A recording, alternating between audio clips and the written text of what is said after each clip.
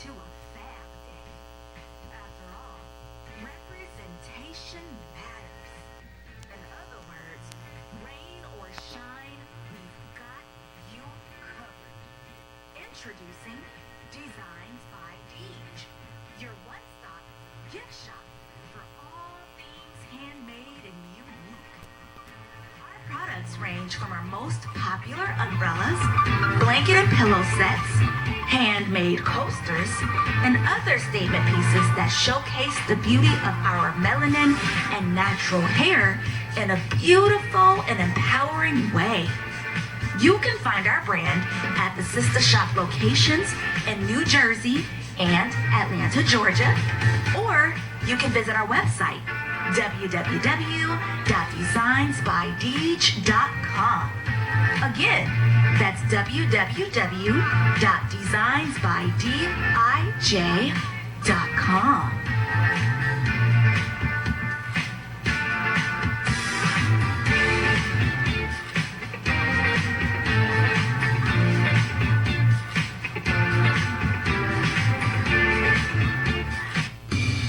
Graphic Design provides agency-quality professional graphic design services from established companies to startups and individuals, creating a simple logo to complete rebranding and delivering visual communication with print media. Everything SOS Graphic Design does has a single unifying objective: to set your business apart. We are at your service. Call 313-342-2166. That's 313-342-2166, or online at www.sosgraphicdesigns.com.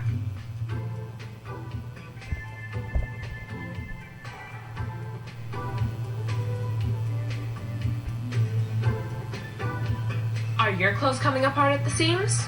Universal Seamstress and Tailoring has got you covered. At Universal Seamstress and Tailoring, we specialize in a wide variety of alterations and transformations to make and keep your clothes looking and fitting their best. From hem jobs to downsizing suits and dresses for a perfect fit to replacing zippers and buttons, Universal Seamstress and Tailoring is your one-stop shop for clothing maintenance. Also, do you have a logo for your clothes you'd like to wear? Universal Seamstress and Tailoring can put it there. That's right. At Universal Seamstress and Tailoring, we not only do alterations, but embroidery as well. Shirts, pants, coats, hats, even bags. If you can wear it, we can embroider it. So remember, whether it be alterations or embroidering you need, Universal Seamstress and Tailoring has got you covered. Universal Seamstress and Tailoring is located at 1404 Main Street, Fayette, Mississippi. Come and see us or give us a call at 601-786-0540.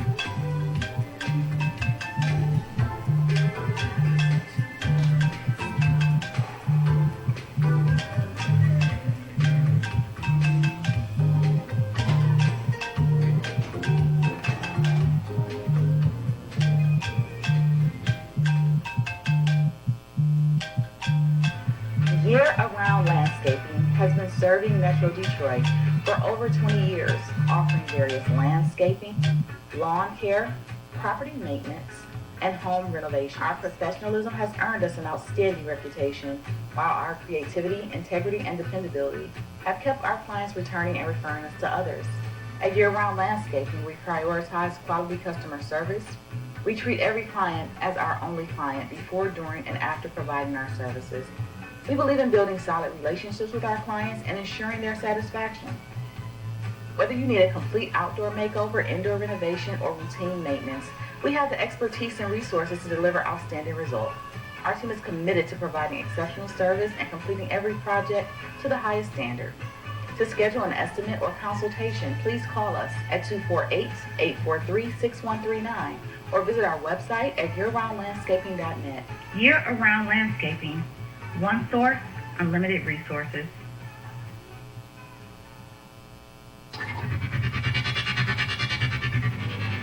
For elite carpet, floor, and upholstery cleaning, call Supreme Steam Cleaning.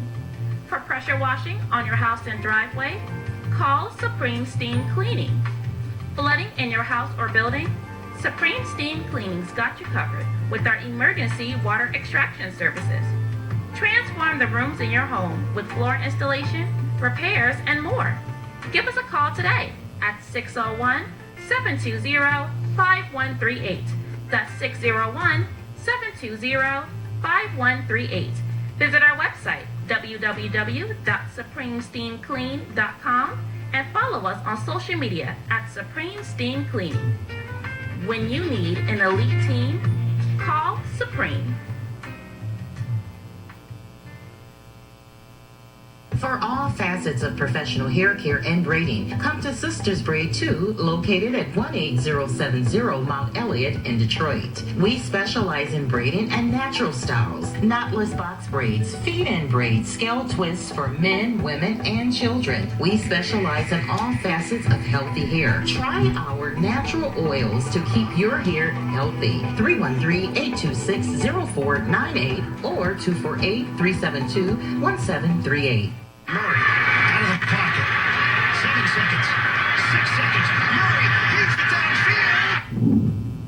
Oh, man, the power's out again. You have reached Quality Construction and Engineering, your #1 emergency generator source. Power outages can be unpredictable, inconvenient, and disruptive to your life. With a backup generator, your life goes on uninterrupted with power when you need it. Not to mention the peace of mind of having your property suited to weather the storm. Whoever would have thought in Houston, Texas that we would have an ice storm? It did happen, and that Sunday night when it came in, I got up and looked out the front door, everything was pitch black. It was horrible. Something out of a novel or a science book that you had never seen before. Once the lights went out, my generator popped on. It ran 55 hours, and the only one had lights.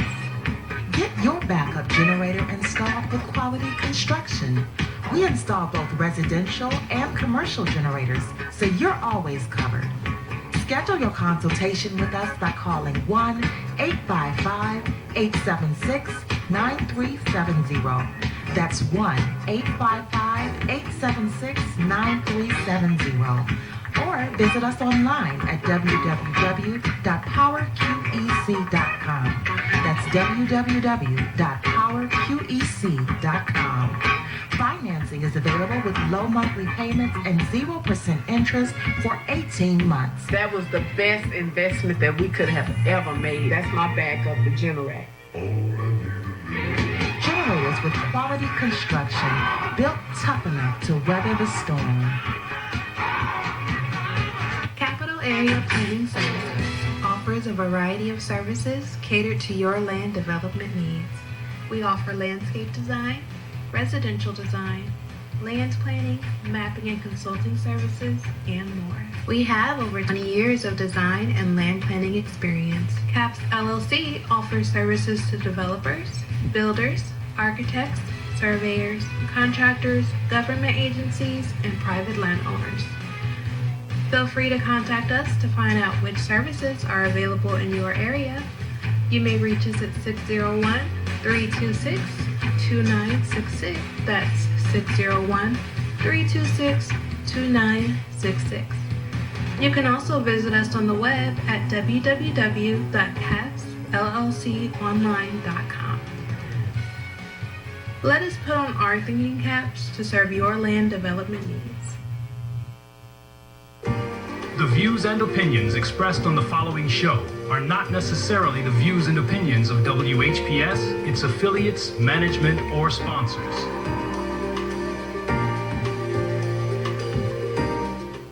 Brothers and sisters, are you tired of reading the Holy Scripture and not really understanding what you read? And if you're reasonably sure, have you ever tested that what you feel you know with someone that has a different view than your own? Then let's talk with one another. Then let's reason with one another on a Scriptural Discussion with the Son of Man every Wednesday at 9 p.m., Friday at 9 p.m., and Sunday at 12 noon on WHPR TV Detroit Live, 88.1 FM WHPR, and Comcast Cable. Why don't you call and discuss the Holy Bible, and if you have one, the Holy Quran, and come to an agreement about the Holy Scriptures and their true meaning? You can call in live on the air at area code 313-868-4336. 313-868-0342 or 313-868-0351. That's 313-868-4336, 313-868-0342, or 313-868-0351. And now, let's go live with a scriptural discussion with the Son of Man.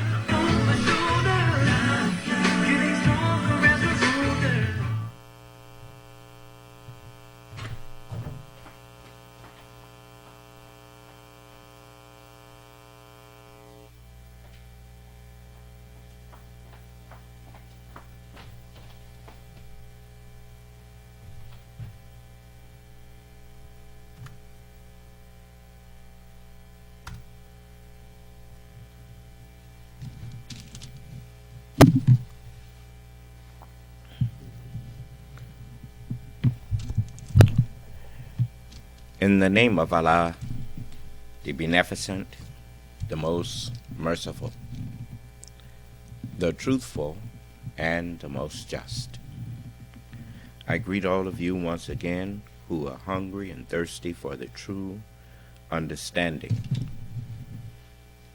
of the Word of God and for the truth in general. I greet you all with the greeting words of peace. May Allah's salam alaikum.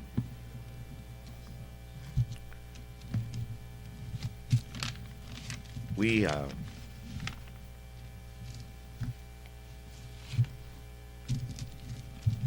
want to begin with those who may have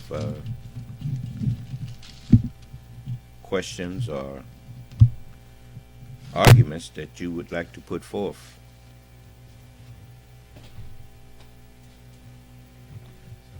Beg your pardon? Oh, just, it should be, oh.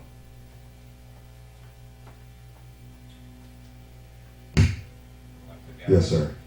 We have a comment from Jeff Taylor, and he left it on the replay from Friday.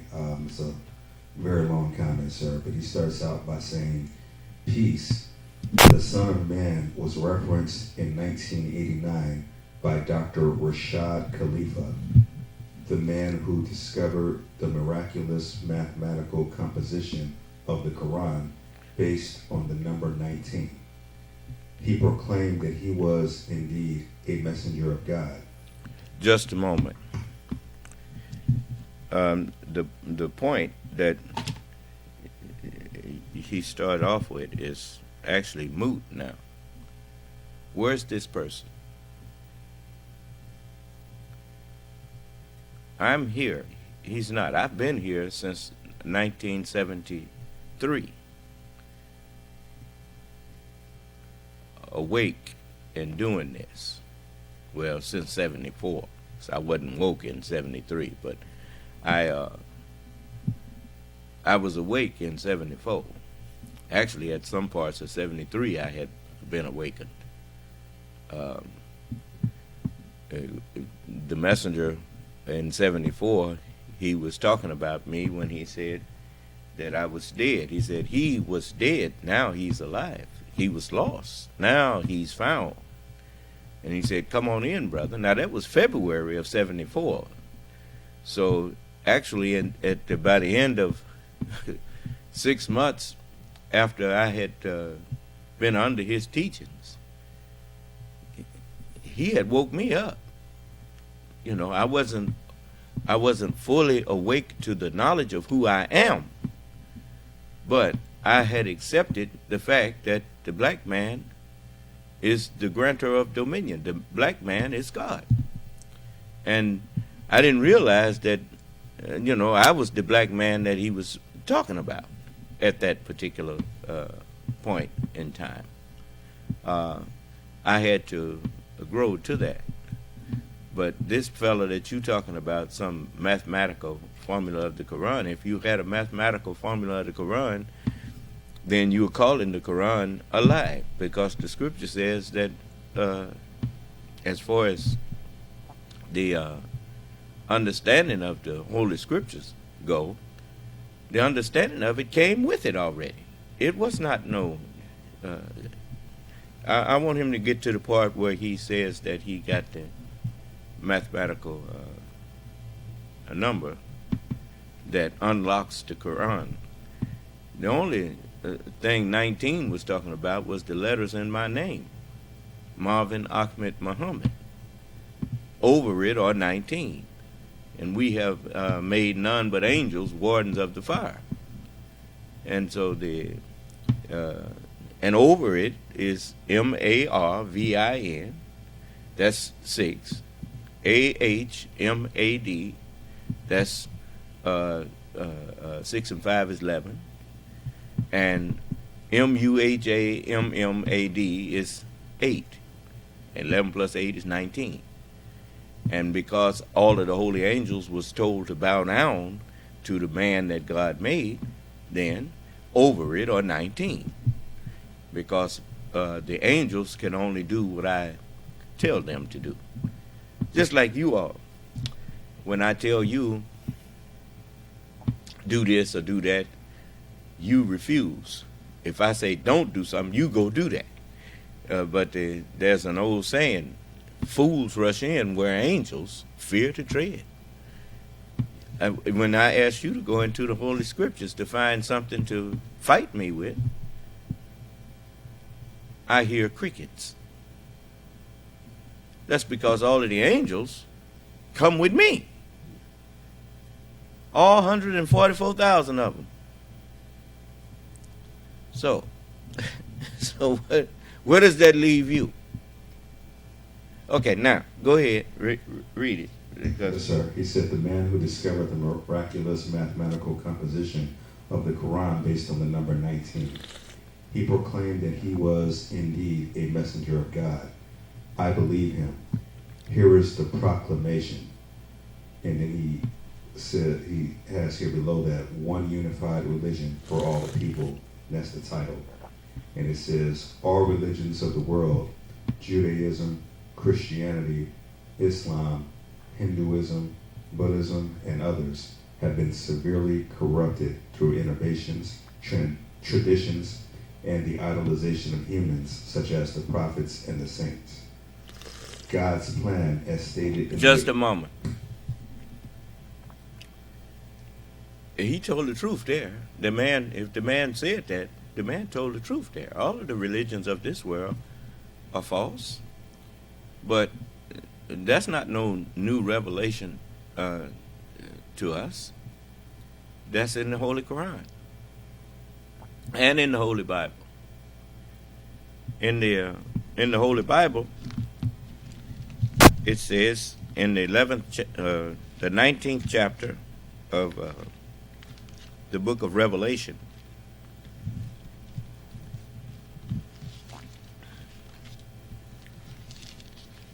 you notice, invite that brother to come in and talk directly to me. Don't, because his proffer is not going to get any place. Because, he can't.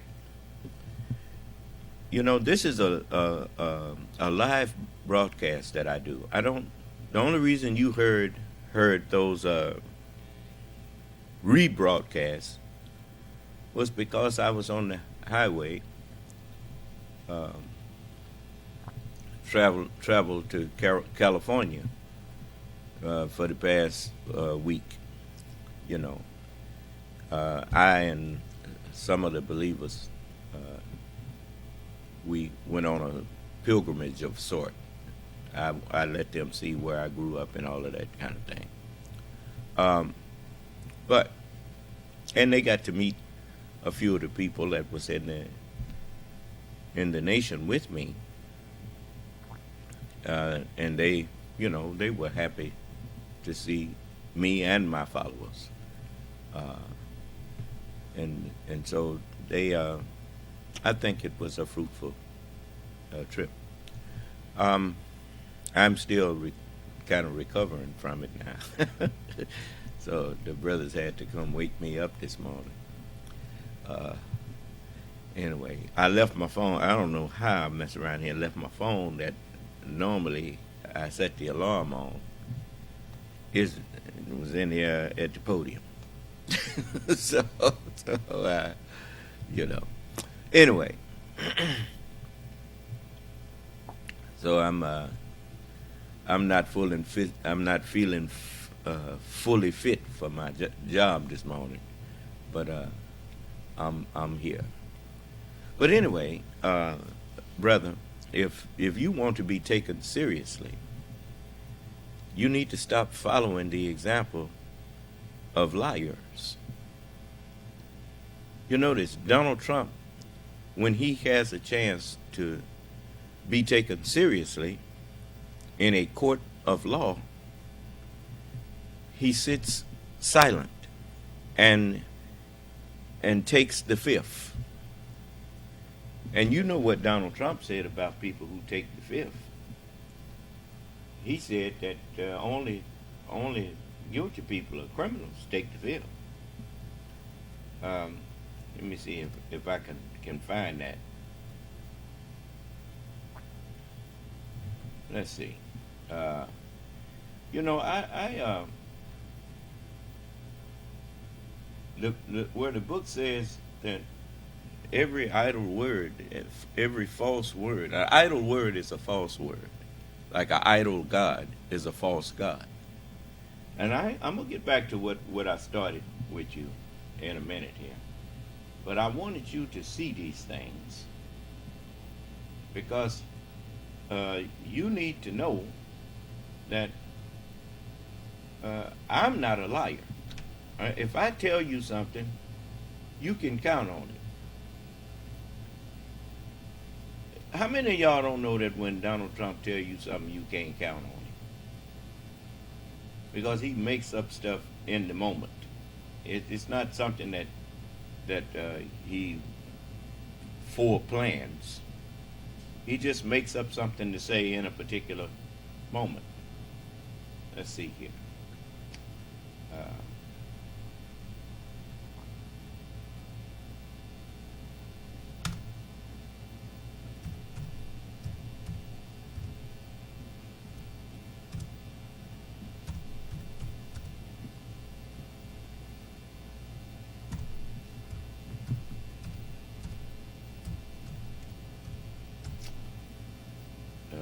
You all give me a minute, and hopefully my computer will show me something. Let's see.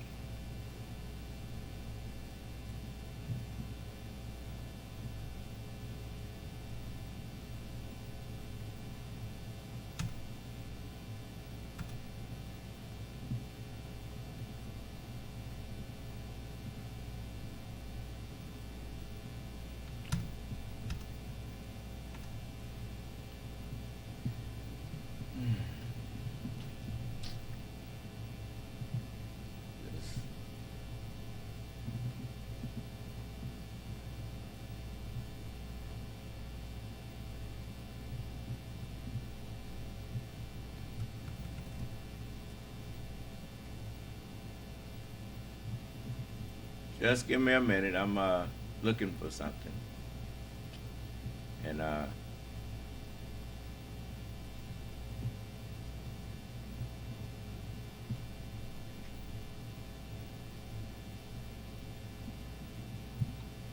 that's too big a search.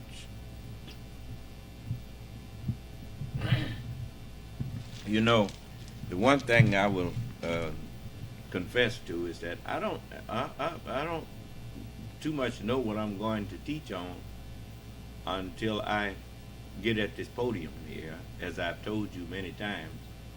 And I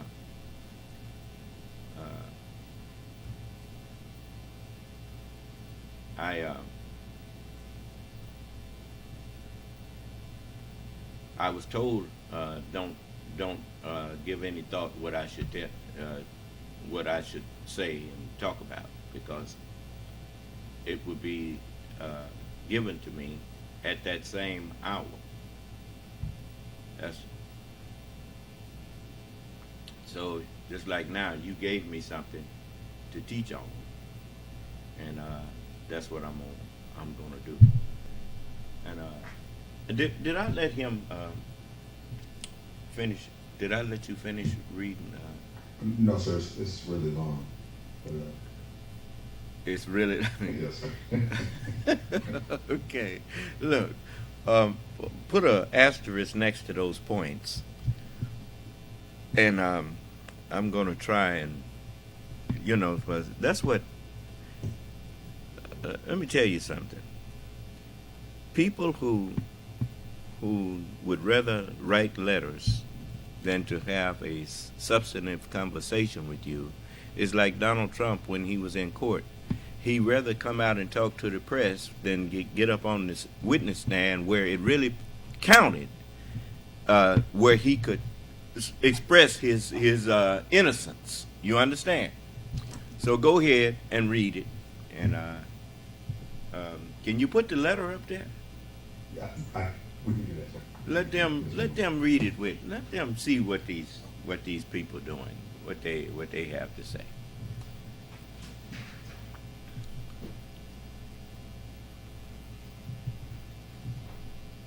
I want to try to make it a habit of doing this, if we can, so that you will see. I noticed they do that on the news. They will put people's statements on the news, and they'll show it to you on the screen, so that you will see what they're reading from.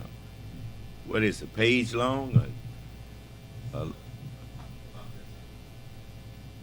A full page?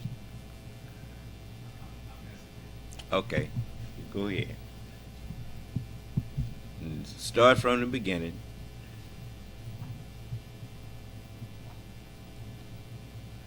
Learning to be patient with people. Brother Michael, you can't do that screenshot for him?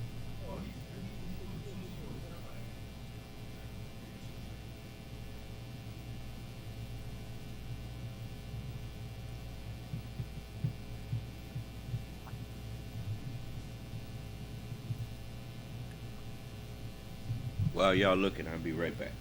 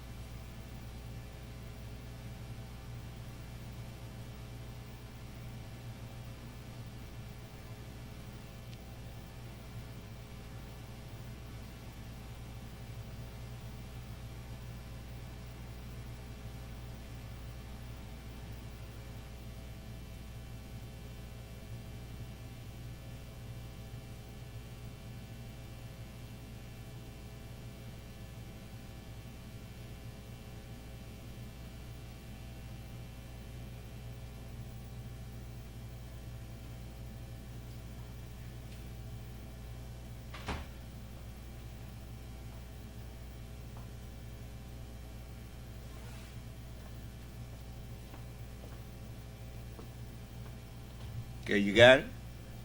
All right. Now, read it from the beginning. Yes, sir. Jeff Taylor says, peace. The Son of Man was referenced in 1989 by Dr. Rashad Khalifa, the man who discovered the miraculous mathematical composition of the Quran based on the number 19. He proclaimed that he was indeed a messenger of God. I believe him. Here is the proclamation. And the proclamation reads as follows. Proclaiming one unified religion for all the people.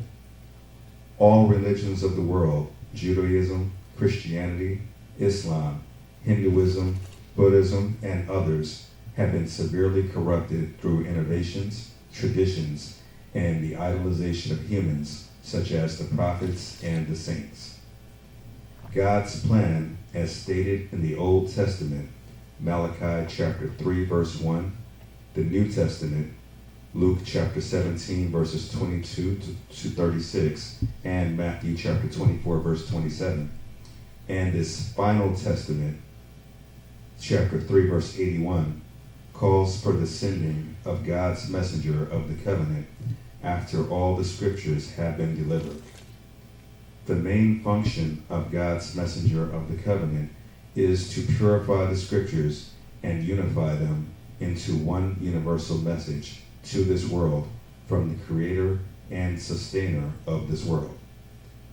This major scriptural prophecy,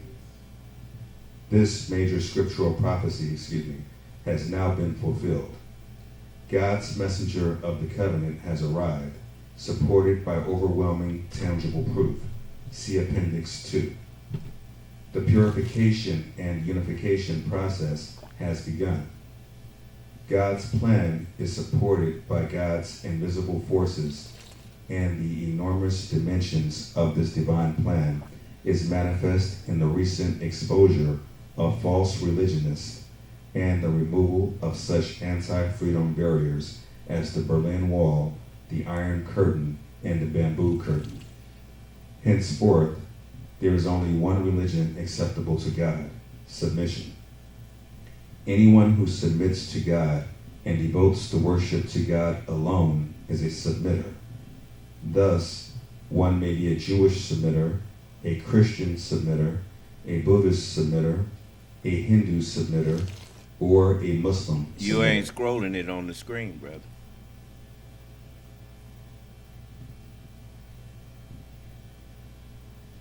Go ahead. Yes, sir. The only religion acceptable to God is submission. Chapter 3, verse 19. Anyone who seeks other than submission as his religion, it will not be accepted from him, and in the hereafter he will be with the losers. Chapter 3, verse 85. And then he attributes this to Rashad Khalifa in November of 1989. Then he says, go ahead. Furthermore, Dr. Khalifa made this announcement, titled Divine Proclamation through Gabriel. Like the time of Noah, only those who stand with God's messenger will be saved. If you look at Quran Surah 7, verse 64, it says, they rejected him, Noah. Consequently, we saved him and those who stood by him in the ark, and we drowned those who rejected our revelations, for they were blinded people. Verse 72 says, we then saved him, Hud, and those who stood by him by mercy from us. And we annihilated those who rejected our revelations and refused to believe. Verses 78 through 79 say, consequently, the quake annihilated them, leaving them dead in their homes. He, Salah, turned away from them, saying, O my people, I have delivered my Lord's message to you and advised you, but you do not like those who advise you. Verse 83 says, consequently, we saved him, Lot, and his people, except his wife. She was with the doomed. Verses 91 through 92 say, the quake annihilated them, leaving them dead in their homes. Those who rejected Shu'aib vanished as if they never existed. Those who rejected Shu'aib were the losers. Verse 101 says, We narrate to you the history of the doomed communities. Their messengers went to them with clear proofs, but they were not to believe in what they had already rejected. God thus seals the hearts of the disbelievers. End quote. We see the same lessons in chapter 26, verses... How much more of this is it? This is the last paragraph in the moment. Go ahead. Yes, sir. We see the same lessons in chapter 26, verses 105 through 190. The angel Gabriel has conveyed to me God's plan. Those who refuse to stand by his messenger of the covenant will be utterly destroyed. I was told specifically that it will be like the time of Noah. Only those who stand by God's messenger will be saved. May God guide the believers.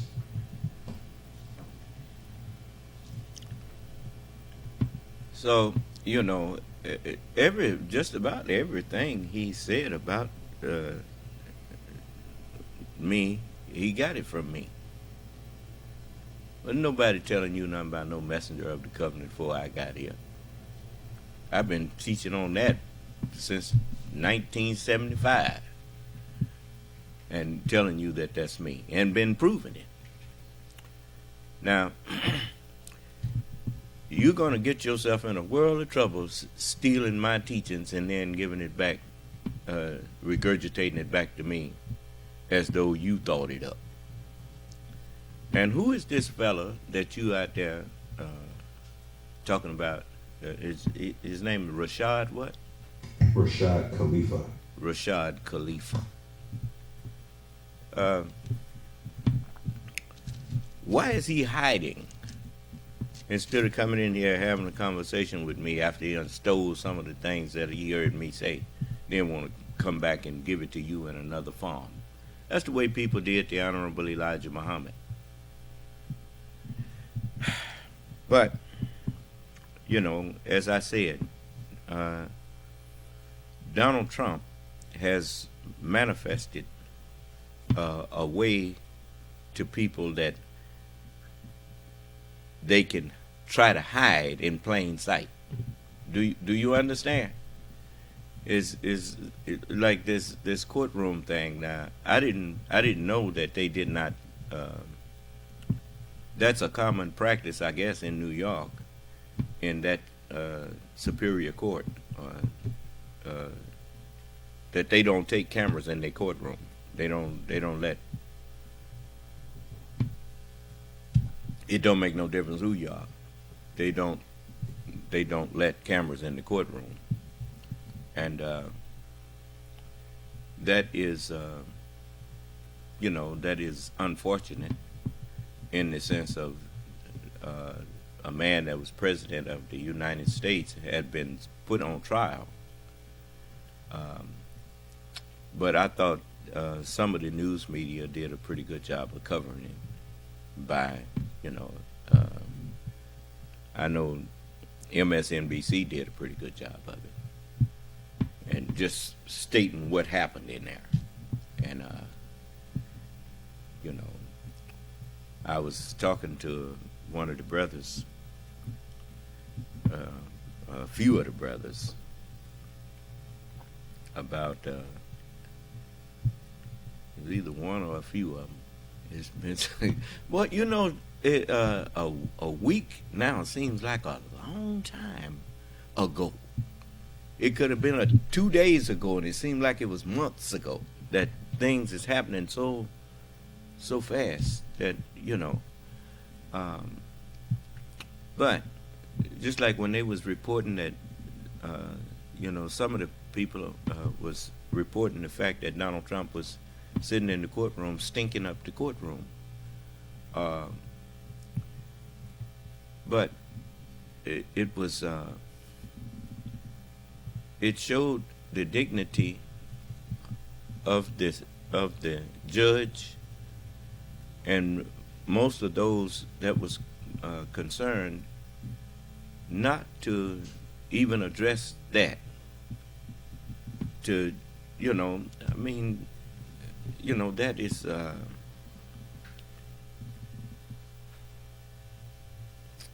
it's just like me. I get on people that look like me. I get on them in ways that I might not get on nobody else. But in certain situations that they do, I would not even bring that up because I'm embarrassed for them, even though they may not have sense enough to be embarrassed. You understand?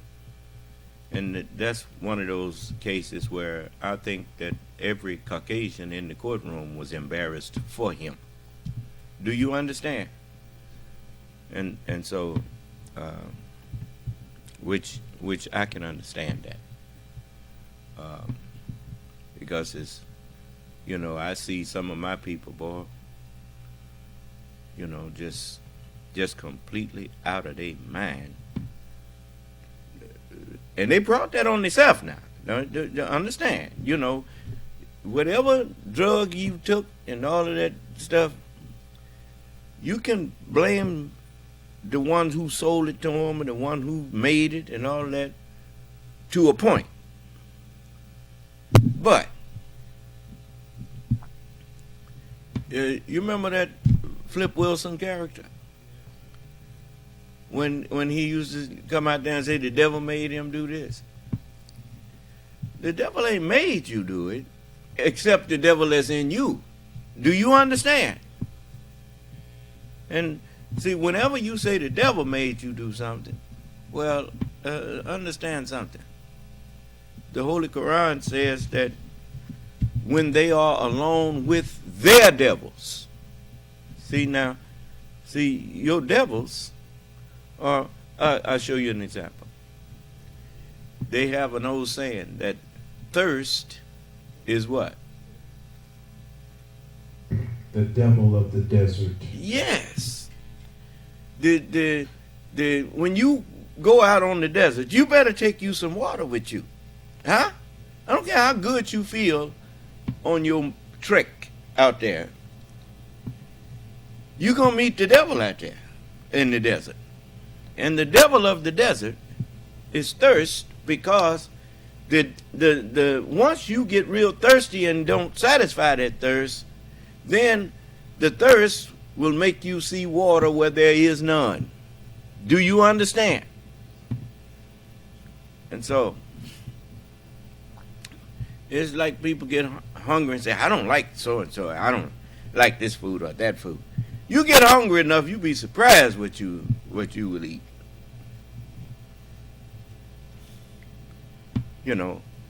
And so that is, the devil, it is a acronym for deviser of illusion. And so that's what real, when you get real thirsty for something, you will, if you're not careful, you'll deceive yourself. Your devils that thirst for that knowledge or that thing will deceive you into thinking that you found something that you really haven't found. It's just like when you start talking about that. Now let's go point by point. Go back to what this man wrote, and then as you keep a record of it, and if he don't want to come in here and defend it, we just take it down. I'm not interested in letting people like that come into our broadcast and make other people stumble that are ignorant. So I'll address it little point by point. Yes, unmute him. May wa alaikum ala salam. Yes, sir. So, good to have you back. Good to be back. I just wanted to let you know. Yes, sir. Praise be to Allah. So I just wanted to leave a time to say trip during back. I wanted to just point out that I had looked up the information of the man that he was speaking, I guess, on behalf of Dr. Khalifa. And that man was tragically murdered back in 1990 at his mosque in Tucson, Arizona. And somebody from Trinidad and Tobago, 19 years later in 2009, was eventually convicted of his murder. So the Dr. Khalifa person is not even alive anymore. Well, I just wanted to let you know that. Well, understand something. The dead always follow the dead. When you got people who walk around here trying to introduce you to Jesus, talking about they following Jesus. When you get Jesus' teaching, you see Jesus told the people, I go to my Father and you see me no more. It says, when it's expedient for you that I die, that I go away. For if I don't go away, the Comforter is not going to come. But if I depart, I will send him unto you. How? I'll give him his orders in writing. He will inherit my doctrine. And then he will come and take that. As it says, the Lamb came and took the book out of the hand of him who sat on the throne. And so the people like this man, he want to give you somebody who ain't here to answer for themselves. It's like them who want to give you the Honorable Elijah Muhammad now, that didn't give him to you while he was here. They wouldn't follow him while he was here. But when he ain't here no more, then they want to claim they his followers. You understand? Till they meet me. And then they get quiet, like Trump.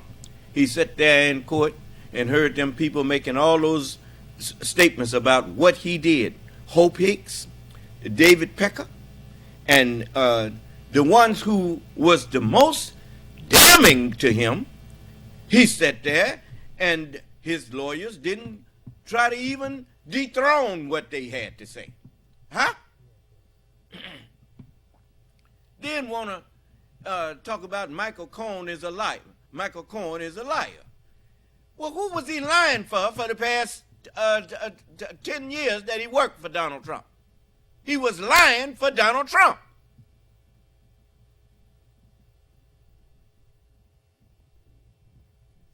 Tell me something. You know why they call it flipping? When they got Al Capone, they couldn't get Al Capone on the murders that he had committed and whatnot. You remember the conversation he was having sitting around the table and picked up a baseball bat and bust a man in the head with it? Teamwork. He had teamwork. And then he murdered a man right there at the dinner table. But they didn't get him for that because nobody that was sitting there flipped. Do you understand? But when one does flip, which is what his accountant did, they found out that Al Capone had been a tax evader. So they got him on tax evasion. Do you understand? And they couldn't have got him on that if he hadn't had an accountant that flipped on him to save himself. Do you understand? And so you cannot. I mean, that was a terrible defense to try to bring up that Michael Cohen is a liar. Well, all that was a witness against Donald Trump. Look at the kind of people Donald Trump had around him. I told you, in order to support a liar, you have to become one.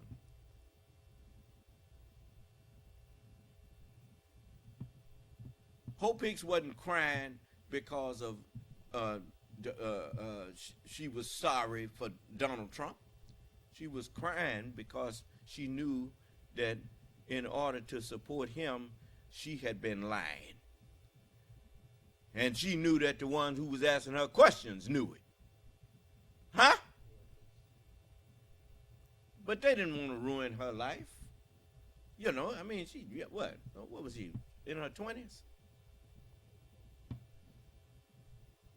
You know, I mean, her whole life is yet in front of her. So I'm pretty sure that the government, they wasn't interested in ruining her for the rest of her life, just because she got sucked into, what did Donald Trump say? he's in that Hollywood Access tape, that Access Hollywood tape. Donald Trump said a lot with a few words. He said, when you a star, they let you do it. You can do anything. You can grab them by the genitals, and they let you do it because you're a star. What is he saying? Most of the people, you remember when they told you when you was growing up, don't look up at the stars because you'll get a star on your eye? What you never knew. Did you ever think about what that meant?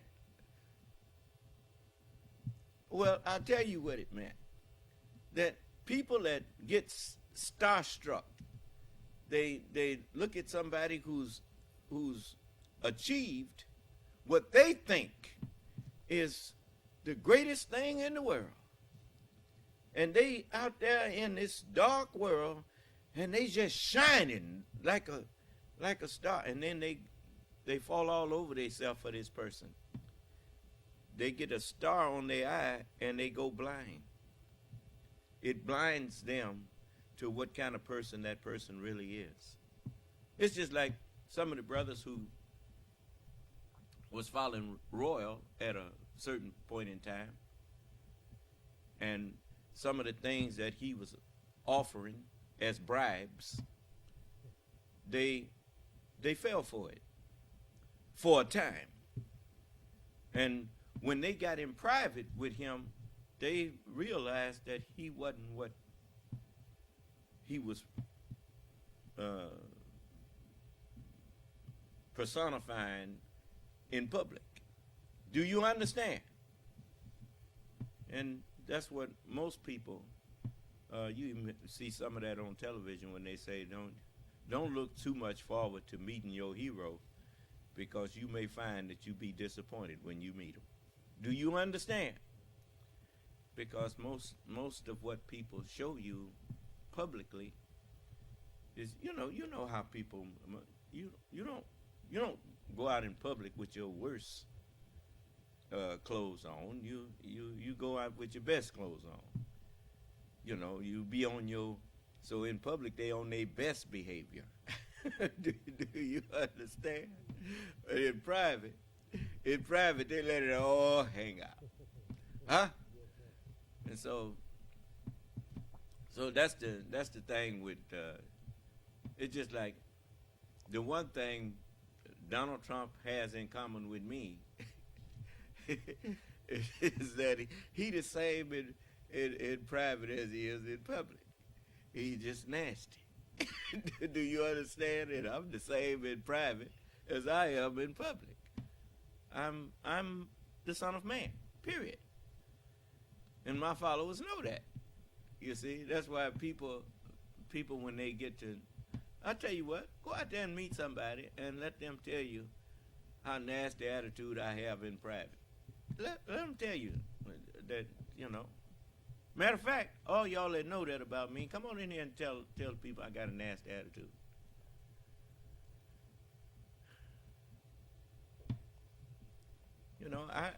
I can't be two people. I know what Allah have blessed me with. And I don't always portray everything that Allah has gave me permission to do, because it would make some people jealous and make them stumble. And so I don't want to make people stumble if I can help it. But sitting up, call yourself finding fault with me. How much good did it do Donald Trump to be sitting there finding fault with a judge that was just doing what a judge supposed to do? Huh? Did that do him any good?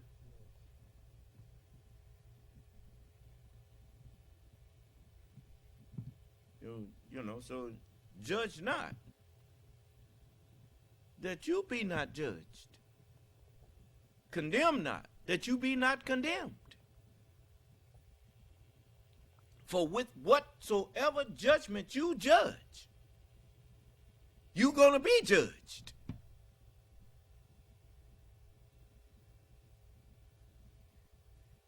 Man want to come in here telling us that he believes this and he believes that. Do you know what believe means? It means you don't know. I don't believe I'm the Son of Man. I know I am.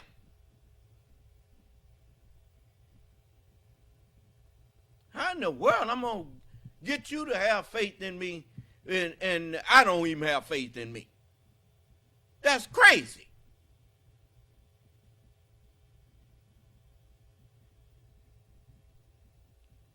You think I'd be standing up here saying the things that I say if I wasn't sure of who I am? Man standing up there teaching and got killed in his place where he is teaching. I didn't hear you. You won't come in here and kill me.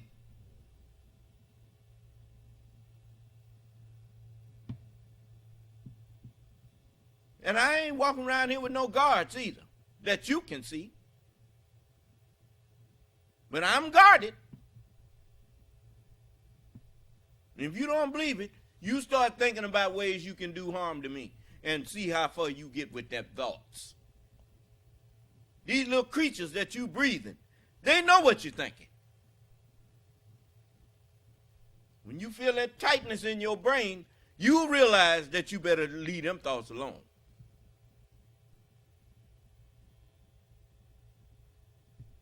If that ain't so, why ain't nobody saying, I can think what I want about you, nigga?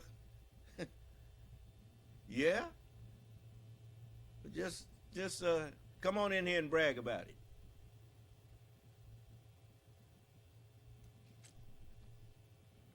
Anybody got their hand up? No, sir. So we got somebody to type the question. Yes. His screen name is Barmel. And he says, does the nation have a mosque in Anchorage or anywhere in Alaska? You in my mosque right now. Understand something. Most people don't realize that the term mosque, that's where the Jesus told you that he's a Muslim. A mosque is a house of prayer. It's a place you go to pray. A temple is a place you go to teach and to be taught. You see, I am the temple of God because I am the messenger of the covenant. Do you understand? You know, but the whole earth is the mosque. Do you understand? What do you see people doing when they go out to work every day? They praying. What does that mean? They seeking assistance. They seeking subsistence. The earth is Allah's mosque. But I am Allah's temple. You see? That's why you were told to, when he had made me complete, he said, fall down and make obeisance to him. And so the angels, they made obeisance, all of them together. So the Bible says, when the Son of Man shall come in his glory, in his temple, and all the holy angels with him, who was told to make obeisance to him. And that's, so they all made obeisance. They all bow down to me. And you were told, bow down with those who bow down, meaning bow down with the angels that you claim to believe in. And when it is said to them, bow down, they bow not down. Huh? Yeah. So I'm here, and I'm the messenger of the covenant. And as far as these things that you hear people regurgitating that they heard from me. Don't pay them no attention as though they somebody that you should listen to. That's one of them. As they say, you know, to catch fish, what you have to do. You have to bait the hook, don't you? They try to use some of what I teach to bait you into listening to them. Don't pay that stuff no attention. He's running scared. Just like everybody who would rather type something. And like Donald Trump, he run out the courtroom and say they won't let him testify. Well, they let him testify. You can testify all you want in court. I didn't hear you. Any of us that's ever been to court know that they don't refuse to let you testify. Huh? No, what he was saying was they won't let him get up there and tell the lies in court that he get out there and say to them cameras. Do you understand? Because if they'll let him do it, but they charge him for it. You can't get up on the witness stand and knowingly perjure yourself. And that's all Donald Trump does. He perjures himself every time he takes the stand. Excuse me. And so, you notice, he lets people think that he's a tough fella. But if he was so tough, he hear me talking about him. How come he don't quip back at me?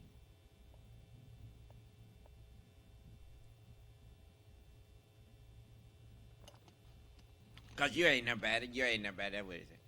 Who was Ruby Freeman and Shay Moss?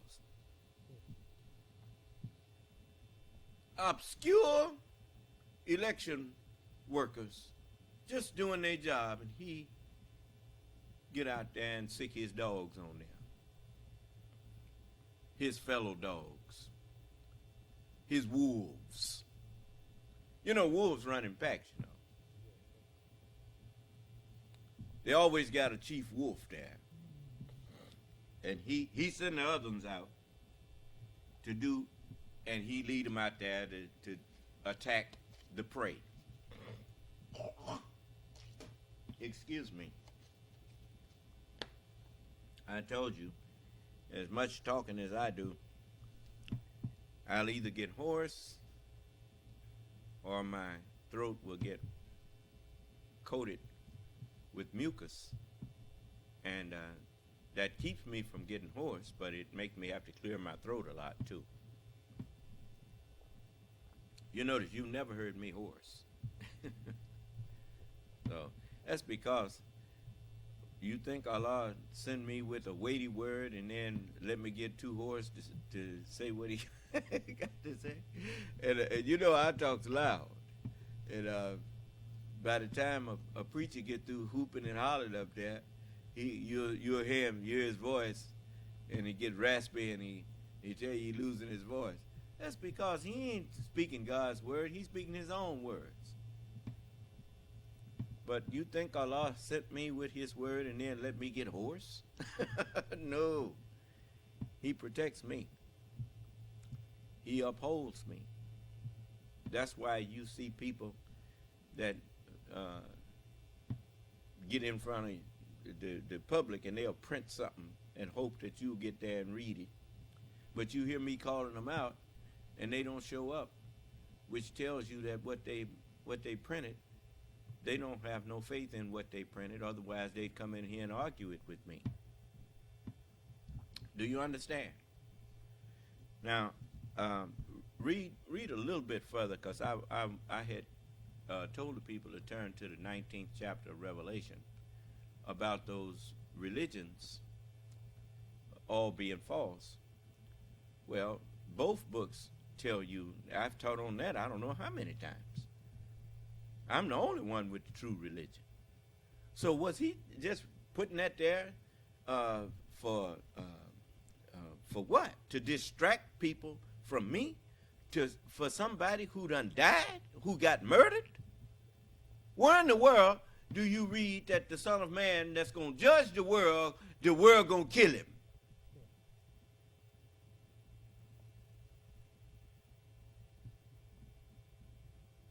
I didn't hear you.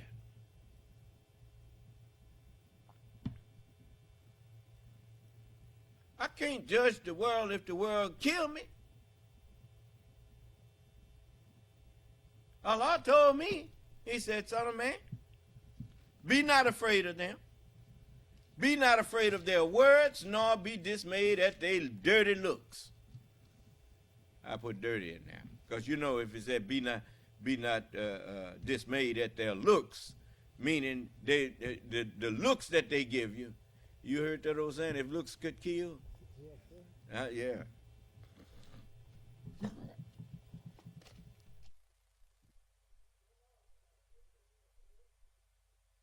Nor their looks, though they be a rebellious house. Huh?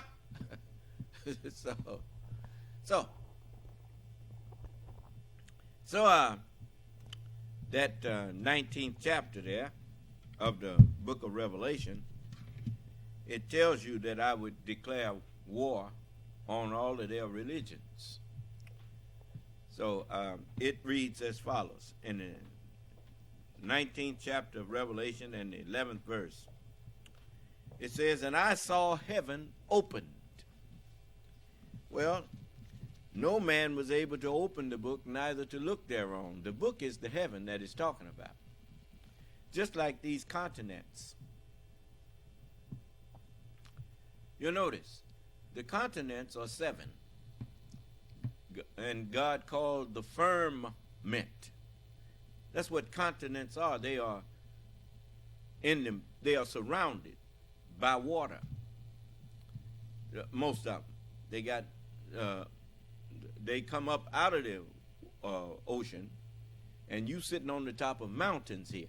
That's what a continent is. It's a plain generally. PLA. I think it's PLANE, ain't it? The airplane is PLAIN, ain't it? Let's see here. I don't want to confuse the two.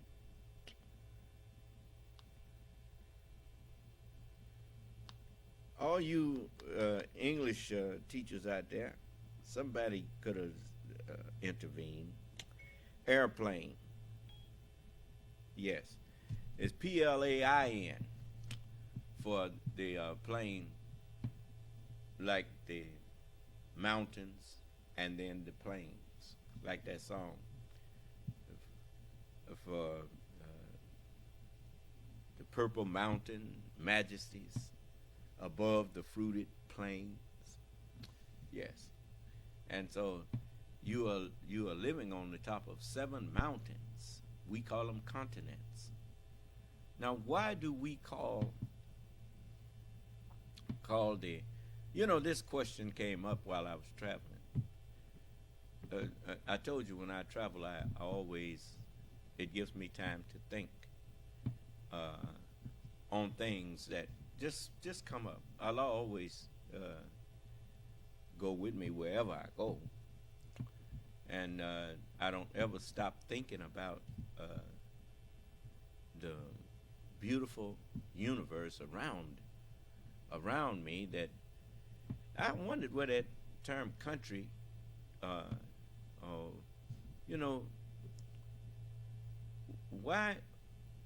where did the word country come from? And some of y'all want to share that knowledge with me?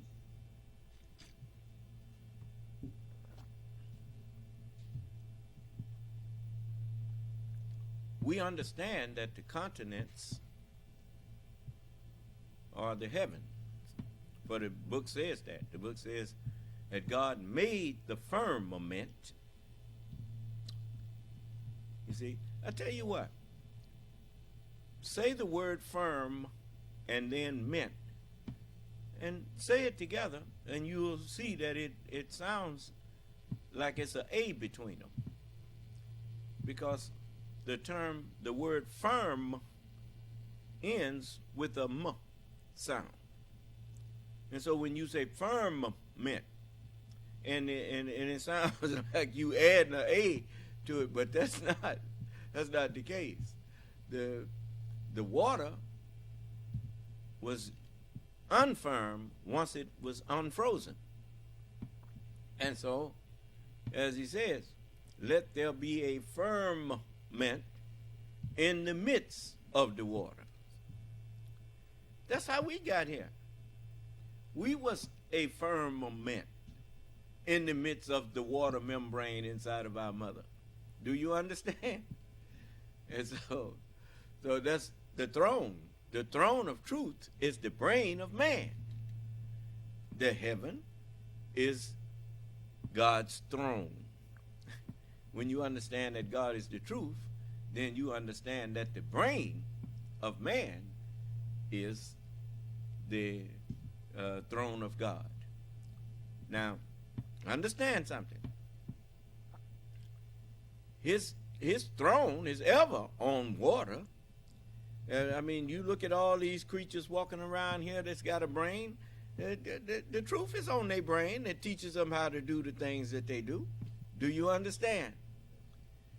But theirs is limited because they don't reason. They are programmed. They work on a program, which is a good thing, because there can't be but one God. Do you understand? One creator. But anyway, when you look at the term where it says, while you thinking over that, I'm gonna get back to this about where the term country came from, because it denotes something. I was always a little curious about that, But anyway, it says, and I saw heaven opened, and behold, a white horse. Now, you notice, we use the term horse many times without actually seeing the creature. Like a car. A car, we say that the engine has 300 horsepower. And then you look out there at the car and somebody say, I don't see no horses out there. Talk about 300. So now he meant that in a metaphoric or figurative sense, that that one engine has the power that is equivalent to 300 horses in one horse. Do you understand?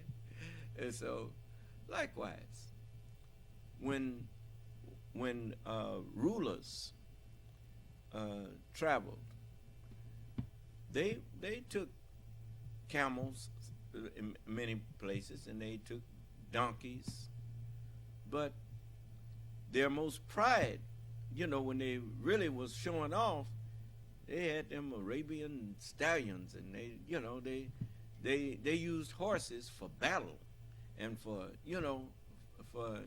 to move swift. They didn't have nothing that moved faster than a horse. He could take off and he'd get there, like the Pony Express, they called it in the Western times. The Pony Express mail, them riders would ride as fast as they could, and then they would jump off the horse and give the mail to somebody else on a new fresh horse, and he'd take off with it, and that was express mail to them.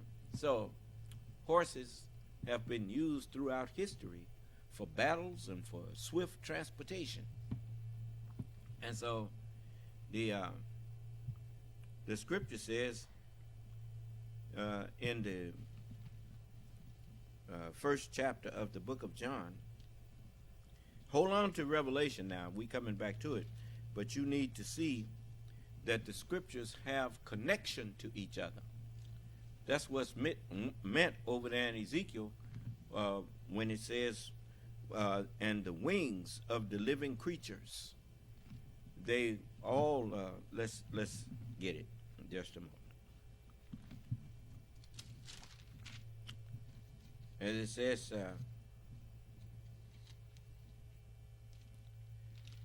in the first chapter of Ezekiel, says, let's find it.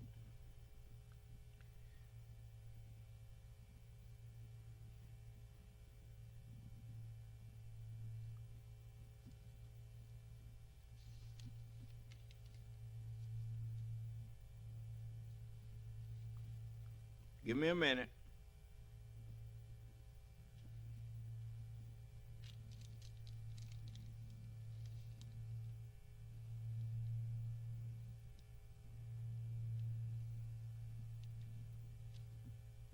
This is, I'm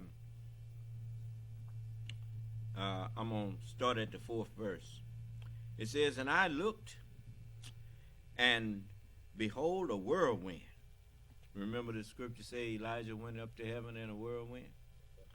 It says a whirlwind came out of the north. And where are we at? North America. It says, and a great cloud and a fire enfolding itself. And that's what the Holy Scriptures is. The Scriptures are one great cloud.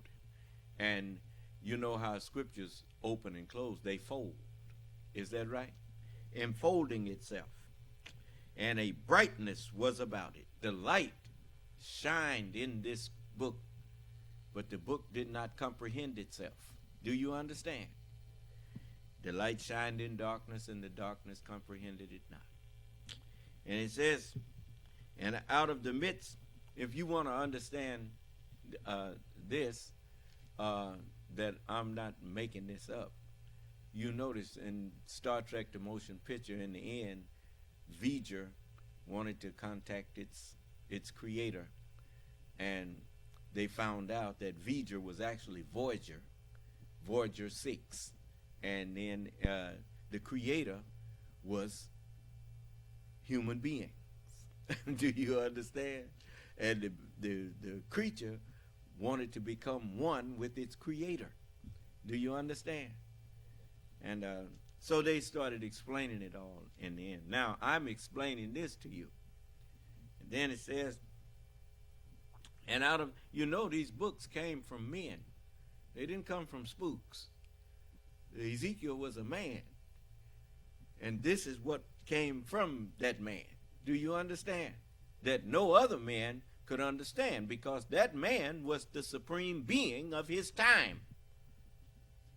And it says, and out of the midst thereof, as the color of amber, out of the midst of the fire, he maketh his angel spirits and his ministers a flame of fire.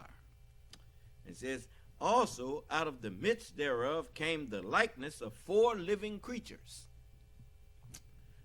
black, brown, yellow, and white. And it says, these are all men. It says, and this was their appearance. They had the likeness of a man. Let us make man in our image after our what? They had the likeness of of the original man. And every one had 4 faces. And every one had 4 wings. Yes. In other words, we were all of the same human family. Do you understand? And so it says, and their feet were straight feet, and the soles of their feet were like the sole of a calf's foot. Well, that's leather. We have all, you notice now, all people basically wear leather shoes. Is that right? And then it says, and they sparkled. Yeah, we shine them up, don't we? Like the color of burnished brass. And it says, and they had the hands of a man under their wings, on their four sides. Now, that is, when you hold up a book, you notice the wings of the mind is words, knowledge, understanding. As without the wings, an eagle cannot soar. Without the wings, the sparrow cannot soar. But you notice, there are no birds that we know of, at least that they have shared the knowledge of with us, that can soar higher than an eagle. Do you understand? He soars high and he looks low. He can spot his prey from a long way away. Huh? And then it says, in their hands, it says, and they had the hands of a man under their wings. Yes. What did the maker of the white man appoint him to do? Go. Be fruitful and multiply and replenish the earth. What is, during a drought, what happens to the rivers and the aquifers? They get deplenished. Some of them get dry. Look at the Colorado River. They've been talking about it. It's been getting drier and drier. Huh? Okay. So storms come and they replenish. They don't just wreak havoc. They also replenish the rivers and the aquifers. Is that right? Okay. So,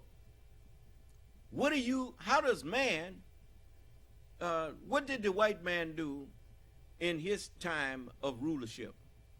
He replenished the knowledge of man. He added to man's knowledge. Look at this industrial, that term industrial revolution. Was there an industrial revolution before America, the United States, came into existence? No. So he replenished. He brought a new, look at what Japan did with what they reverse engineered from the goods and things that the manufactured products that they got from America, from the United States. Now they produce things, in some cases, better than what the U.S. is producing. Huh? But they got their start from that industrial revolution that took place in the U.S. Do you understand? If some of y'all say that's not true, come on, let's talk. Because I remember growing up buying things made in Japan. It didn't last long at all. It looked kind of like what you could get here, but it didn't. It was cheap, and you couldn't depend on it to stay together. But the Caucasian, when it was his turn to replenish the people of the earth, for the Orientals, if it had not been for gunpowder that the Chinese was using in ceremonies and stuff, you probably wouldn't have these guns now. So all of them replenished. The young races of people, they replenished the knowledge bank or the brain of the rest of humanity with what they contributed in the way of knowledge or by way of knowledge. Do you understand of how to manufacture and how to produce things? Even the Native American here, when the Caucasian came here, the Native American taught them something about farming and taught them something about how to store food and that kind of thing, use the earth's resources for certain things. Do you understand? So all have contributed somewhat to the replenishment. Like the rain. The rain comes from the ocean, most of it. Yes, you get some what you call osmosis from the trees and from even from our bodies, but most of the water that we drink, it comes from the ocean. And it returns there eventually in rivers, in streams, and it goes back to replenish the fresh water in the ocean to sustain the life that lives there. And so it says, and their wings were joined one to another. That's what I'm doing with the scriptures. I'm showing you that the knowledge of human beings is the wings of the human being. And so you got some people who can't rise as high, like some birds. They can't rise and fly as high as an eagle. They stay at a certain height because that's their wings and their abilities will not allow them to go higher. Now, likewise, the wings of the messengers of God allow them to soar higher than any other human beings. And that's why it takes the one that is from their school of thought to unlock and make known to you the understanding of their school of thought, like I'm doing. If I was not from that school, I could not stand here and teach you what this is talking about. Do you understand? And so it says, and their wings joined one to another, and they turned not when they went every one straight forward. And that's what you notice. All of the messengers of God, their words, they go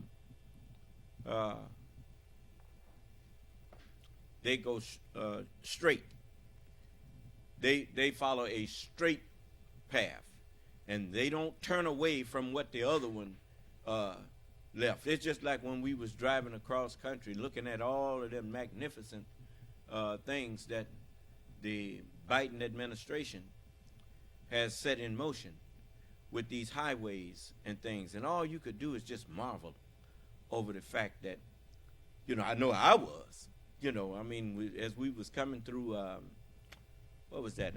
Let me see. We didn't go the way of Dallas and Fort Worth this time. We went on Highway 10, and we came through Austin and what was that? What was that first one? San Antonio and Houston, and man, they was doing. In certain parts, that highway, they're getting ready to reopen some of it, and you could really see that the country needed a facelift. This country needed the highways to be redone again, because in some certain parts, when you get out there in the open plain and whatnot, the roads was terrible. But they was working on them.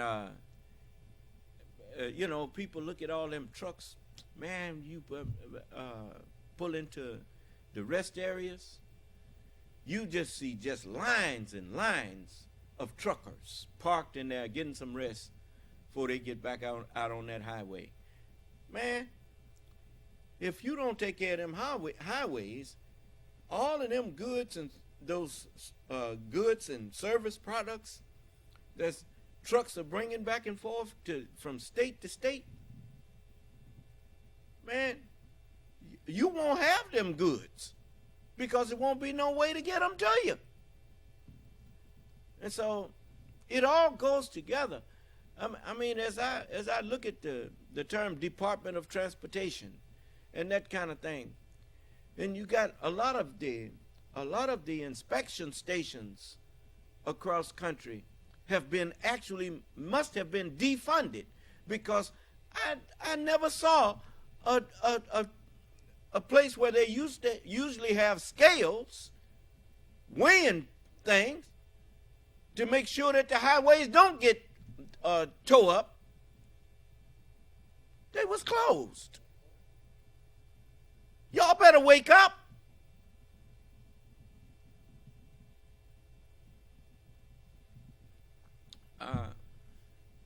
I told you I can help you, but I can't hold this country together for you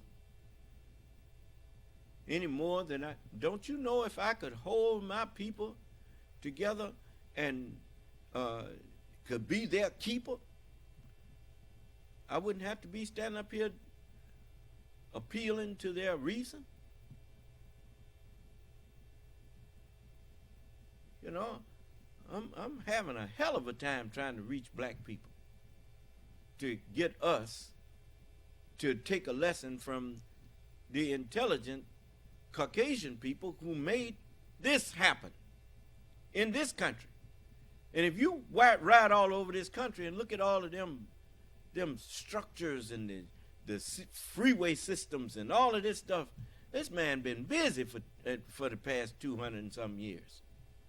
And when you think about all this stuff that's been built, 200 years ain't no long time. That boy, he was working fast. And it's worth, and it's a lot of evil that was done,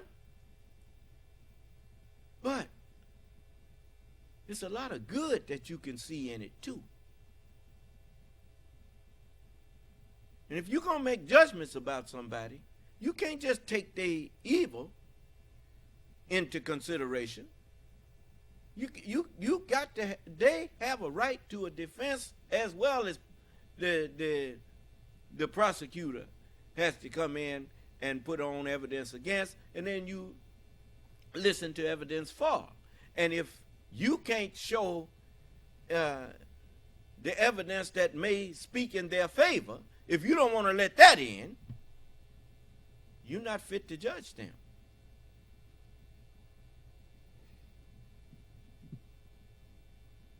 You know, I've seen a great amount of good as I've traveled back and forth across this country, most of the time by myself. But I didn't go by myself this time. Took two buses full of believers. And they saw what I saw. I don't know if they was paying attention like I was paying attention, but man, this is a marvelous place we live. And it was built not just by white people.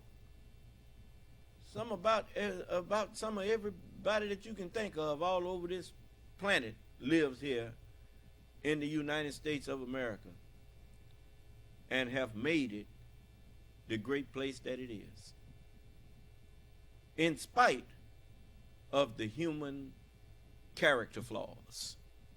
Do you understand? Look, the ocean is full of all types of life forms, and they're all there living in those communities in that ocean, in water that's not fit for human consumption. I didn't hear you. Well, we all live here in the ocean called the United States of America. Life forms, people from all walks of life, from Japan, from China, from Russia, from India, from Nigeria, from Albania, from Ghana, from all the countries on the continent of Africa, from Haiti, from Cuba. You got people living here in the U.S. like life forms in the ocean. Now, would you go in there and destroy all of them life forms because the ocean water is not fit to drink? No, you would not.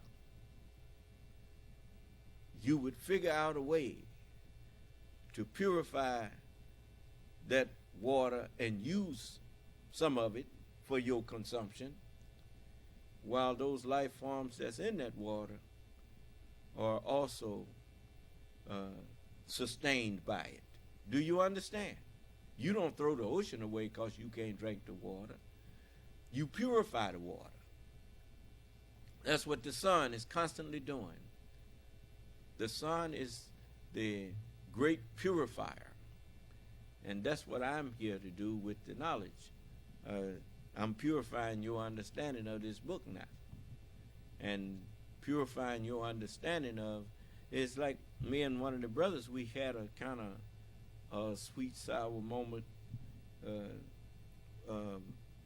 concerning the destiny of the United States. That you got people that's so anxious to destroy this country. Well, it might have been the sisters that I was talking to. But anyway,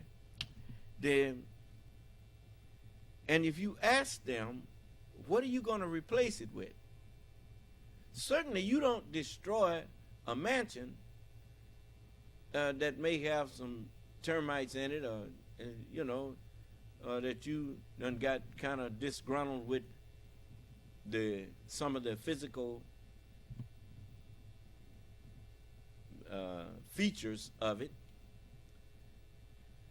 You don't necessarily destroy it, just like when presidents move into the White House. They are allowed to change some things. But they ain't allowed to tear the whole place down and talk about, I don't like this house. No, that's the people's house. Do you understand? So, likewise, when you look at the country, I'm still waiting on some of y'all to tell me what kind of government, since you want to destroy the people's faith in the U.S. government. You don't want them to trust the Justice Department when the Justice Department does what they're supposed to do, which is hold people accountable, regardless to whether they presidents or whether they just ordinary citizens, whether they are governor, whether they are, because the governor in, Illinois, they held him accountable and put him in jail. Huh? What other nation do you really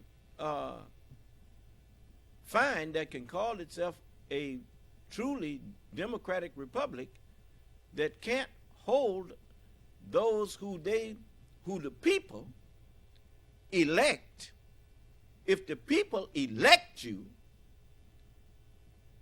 well, what makes you think the people who put you in there can't take you out of there? That's a good thing. That when it's all said and done, power to the people. I didn't hear you. Power to the people to what? To prevent tyranny from being practiced against them. And not present a means to kill the tyrant, but a means of killing tyranny. That's what checks and balances do. That's what laws and enforcement of those laws do. It defames tyrants or would-be tyrants, because the thing that he wants to do, well, can't we just shoot some of them in the legs? No, they'll put us all in jail. We go out into, well, can't we just, you remember he was trying to do things, but there was checks on that. Huh? So, well, we have to set aside the Constitution. Maybe we might have to set the Constitution aside for a while. Yeah? If you set it aside for a while, it'll be forever. So now, you better go back and look at Star Wars when the Emperor became Emperor.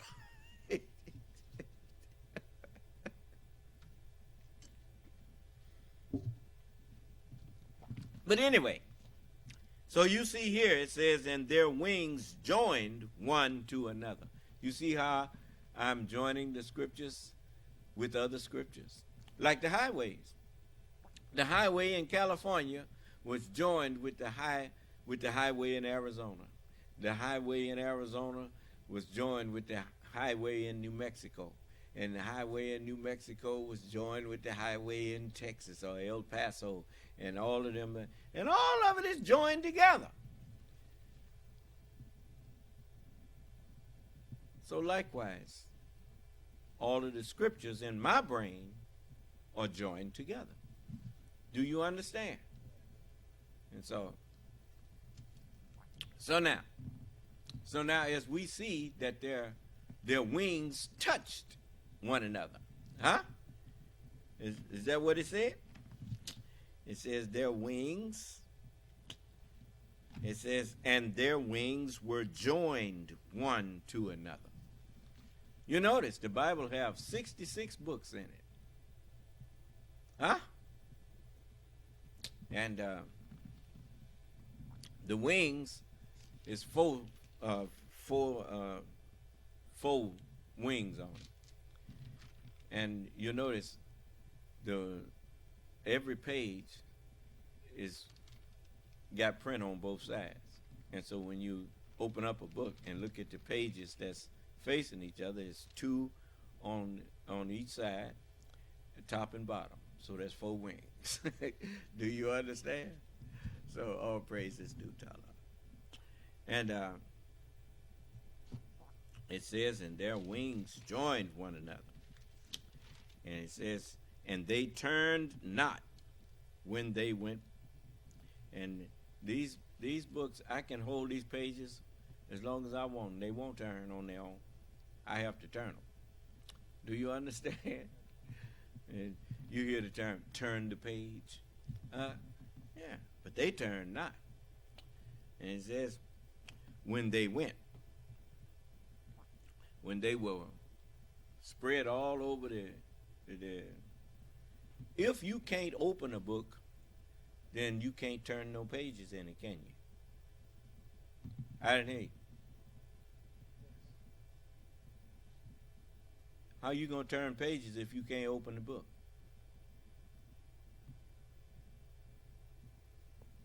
So, no man in heaven, nor in the earth, nor under the earth was able to open the book, neither to look thereon. So it says, and they turned not when they went. Went where? This gospel of the kingdom must be preached where? To all nations. For what? For a witness. Okay. But you notice, Michael Cohen was a witness. Hope Hicks was a witness. David Pecker was a witness. But was they out there in the news giving their testimony? No, they had to wait for the proper time to get up on the stand and give their testimony. Well, these books wasn't given no testimony until it was time. Now it's time to open the book and to get the testimony out of them. So it says, and they went every one straight forward. As for the likeness of their faces, they had the face of a man. Yeah. They had the appearance or likeness of a man and a face of a lion. The lion is a brownish creature. And on the right side, it says, and they 4 had the face of an ox, that yellowish creature. And they 4 had the face of an eagle.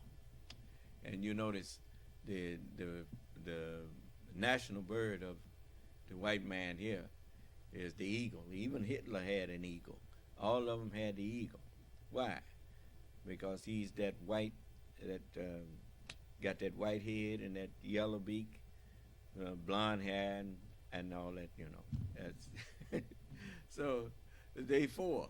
But we was all connected to each other. You got some white people that recognize now that they can say that they are black people, because that's like looking at the sunlight and you look at the spectrum and you see the red, and the red can claim I'm sunlight, just like the yellow can. And every nation of people is just aspects. That's why it says they four had the face of a man. Do you understand? And that is the black man, you see. So we are the fathers of all human beings. And it's time that we assert ourselves again. We let you have dominion for 6,000 years. And now that dominion is being taken from you. Not the way you thought it was going to be taken. You thought we was going to come here and do the only thing you know how to do is murder people. But we are more than conquerors. We are the fathers of conquerors. Do you understand? We the one that taught you how to conquer. And so, because you couldn't do what we can do. There is no equal to the black man on this earth. And soon, it's just like right now. You hear me speaking, and some of my own foolish people are jealous. But when I say I don't have an equal, I know that none of you all are equal to me.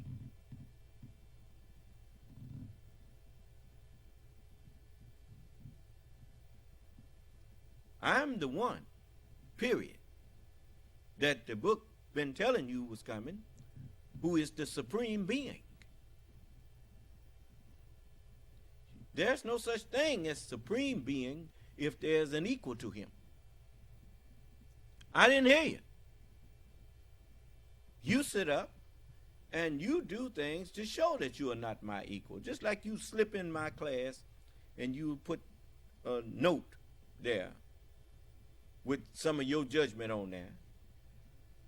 But you don't come in here and talk to the man who's doing the teaching, when you know I'm available for you to talk to. You even got my phone number. But just to even think about calling me makes you tremble. I know.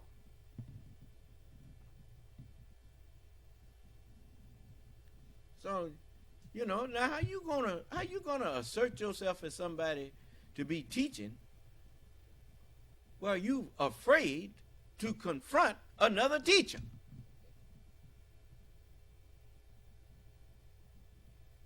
You want to come in here offering us a dead man to follow. Somebody, I believe it. I believe he was so and so. How in the world he was the Son of Man if he's dead?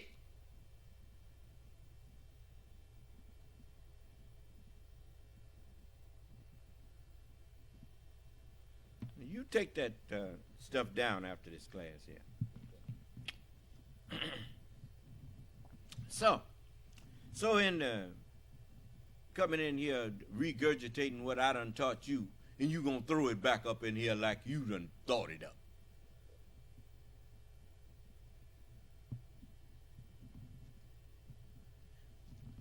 So in John, the first chapter and the last verse, it says, hereafter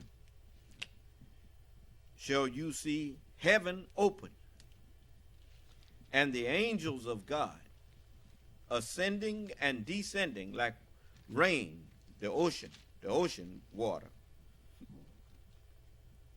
You see it in a fine mist. They call it precipitation. Huh? Why does it say precipitation? You notice when you sip coffee or when you sip on something from the glass, you do it gradually, don't you? Well, that's how the water is purified all over the earth. That's one of the reasons why the earth is the Garden of Eden. Eternal day and eternal night, because the earth is constantly turning. The dark side is entering into the light side, into the facing the sun, and the part that's facing the sun is gradually going back to the away from the sun. You understand? But it's always night on one side and day on the other side. And so it's Eden, eternal day and eternal night. E-D-E-N. And so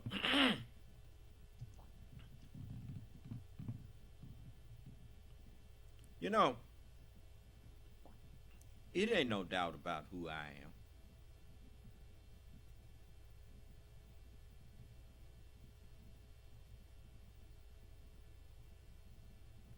Because the very things that I make known to you proves who I am.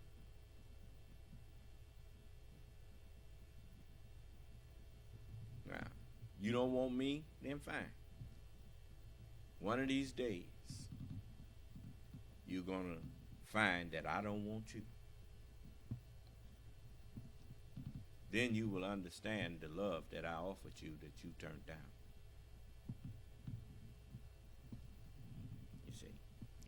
So now, it says in that 51st verse, and he said unto, when he was talking to Nathanael over there, he said, Verily, verily, I say unto you, hereafter you shall see heaven open, and the angels of God ascending and descending upon the brain of the Son of Man. Yeah, that's what you witnessing now. The scriptures are opened now. That's the spiritual heaven. And like the continent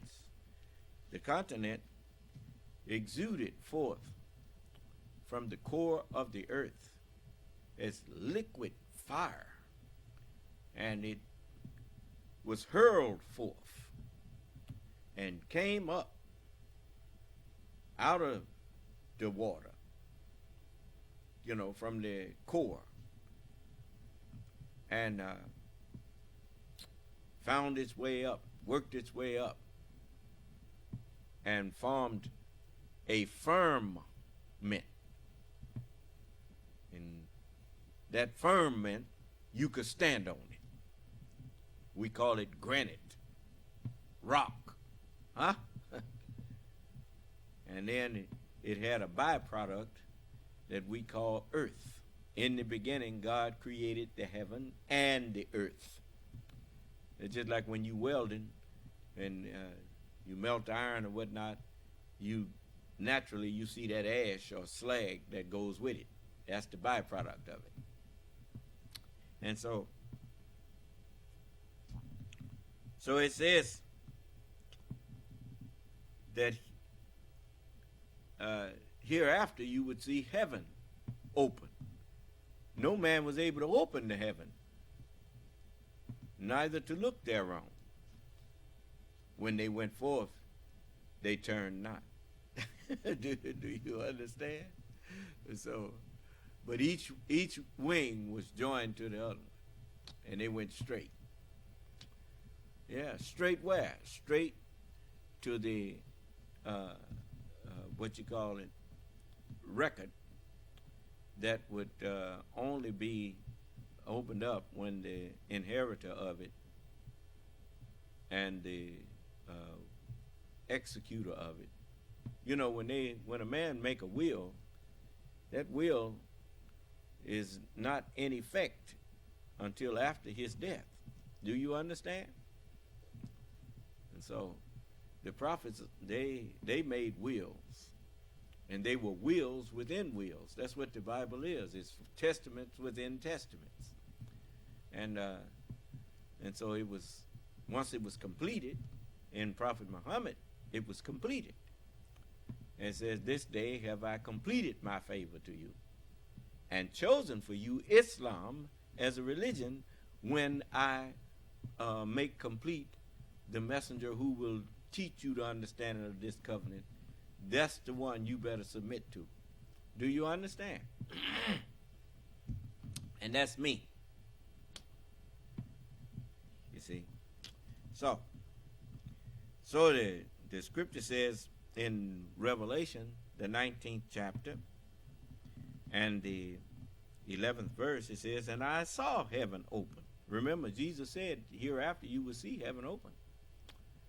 And so it says, and I saw heaven open, and behold, a white horse, a white page. Just like when you look at a motor, you say, man, that's 300 horses there. Huh? Okay. Well, when you look at these white pages in the Bible and the Holy Quran, you see horses carrying a rider. Now, who is the rider on it? It says, I saw heaven open, and behold, a white page, a white horse, and he that sat upon him was called faithful and true. The words that's sitting on these white pages are called faithful and true words. They're called prophecy. Do you understand? And prophecy is something that you are promised that you're going to see, but you don't see it yet. Huh? So it says these words, and he that sat upon him was called faithful and true. And in righteousness he doth judge and make war. So in religion I judge and make war. And so the boy was right when he said all these religions that you have, including the Orthodox way of Islam, is false. You see? But they attacked him because he wasn't the one to be teaching that. Do you understand? You see? Why don't they attack me? Some of them threatened to. And then I threw them in hell. And then I warned them. I've warned everybody. You got to be careful what you think about me, lest you anger him that sent me. Don't you know that heaven and earth will pass away before the word of God fail? Ain't gonna happen, Captain. If he says something gonna happen, that thing that Allah prophesied of, that's what's gonna happen. Period. It ain't a thing any of us can do to keep it from happening. So I hope you know these things. I hope you remember these things. So now,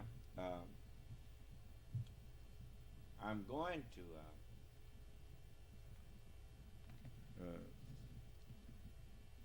excuse me, sir. Yes.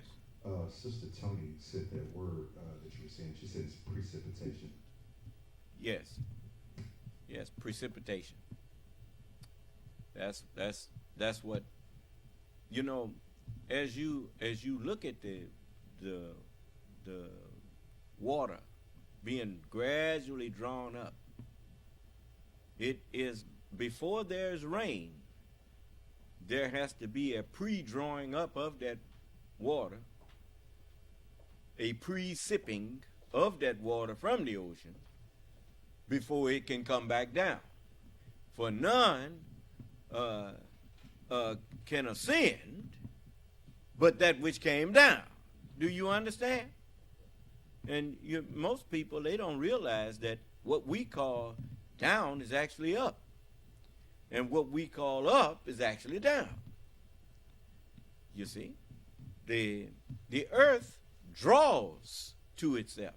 We call it gravity. When you get so far out into the space or the darkness out there, you just out there. You're not drawn nowhere. But as you get into the magnetic field of the earth, it draws you. We are being held to the earth by that magnetic field. This earth is turning at 1,037 1/3 miles per hour. And so when that water that's in the ocean, once it is drawn up into that rotation of the earth, then it creates what you and I call jet stream. And if it was not for the mountains, then you would hardly be able to stand up on the earth. And so, as the Holy Quran says, and we made mountains on the earth, lest it be convulsed with you. Yes. You done been out there sometime when the hurricanes and stuff come, 180 mile per hour winds. That's that jet stream that done dipped down and got a hold to some of this air down here. The mountain ranges, most of which they run north and south. The earth turns east and west, you see. And so the mountains are windbreakers. Those giant, before we had mountains on the earth, we had giant trees like you see up there in Sequoia. Those trees that last 2,000 years or whatnot, that's a mighty short time considering what you want them to do, you know. So we got smart and we raised mountains on the earth. And that thing lasts for eons. Do you understand? So all praises due to Allah. Allah is mighty wise. And so the purification of the water has always been the thing that is so necessary, because water is life. And so we have that in our kidneys. Our kidneys, they have a constant water flow, purifying the water in our body, removing it and sending it back out.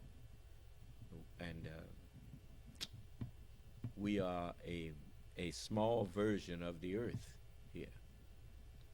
Even our brains is like the gray and white clouds up there. You notice? And they send instructions to us if we purify our thoughts, you see. And just like the earth, when you see it raining, you see pure water coming, you know. So we have a lot. You notice the root word of earth is ear, you see, and EAR, you see. And just like if we let pure truth come into our ear, then it will purify our brain, and our brain will send pure, decent instructions to our bodies. Do you understand? Of what to do and what not to do. So all praise is due to Allah. So, I want each of you to remember that we have a lot of knowledge to share with you, but it's to be shared with you at a proper time. When you come to these classes, you are receiving knowledge at the proper time. Do you understand? So, for instance, I want to share this with you. Yes, what is Yes, sir. You also wanted to be reminded to teach on the meaning of what it means when business, to take care of business, and business will take care of you, and also the Oh, yes. Most people don't realize if you walk into what you call a business, they don't understand why places are called business establishment. But you notice, you walk into Home Depot or Lowe's or whatnot, and you go up and down the aisles, you see people busy doing things. Busyness. And that's what the word is. Busyness. And that's so. And the first thing that happens when, at least supposed to happen, at a place that's really business, they have employees there to say, "May I help you?" Because as you take care of what people are busy looking for, busyness, then their business will send them to their cash register to take care of you. Do you understand? So if you take care of business, and business will take care of you. See, but most people think that the business is the store. The business ain't the store. The business is the people in this place. Do you understand? You walk in some place and somebody sitting behind a counter and ain't nobody up and down them aisles in there. That place ain't gonna be open too long because ain't no business in there. Do you understand? So, you taking care of busyness means taking care of your customers, because they are the ones that is busy and they're looking for something that they came in search of. And if you take care of them and do it properly, then they will take care of you. Because not only will they appreciate you helping them, they will go out and tell other people how wonderfully it is to do business with you, to get into that busyness inside of their establishment with you. Do you understand? Okay. Now, the term country,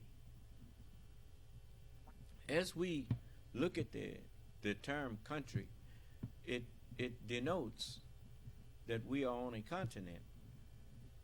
And so we are a continent, but we are a family tree of that continent.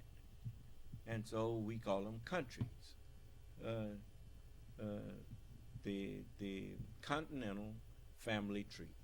Do you understand? And you notice every continent you go on, you see different types of people. Do you understand? Of that continent. And so so we use the term continental family tree. You see, country for short. You see.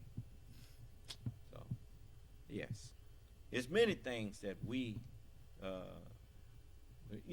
I'll show you an example.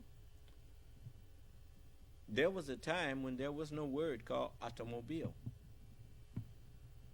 But automobile is, auto actually means singular, or,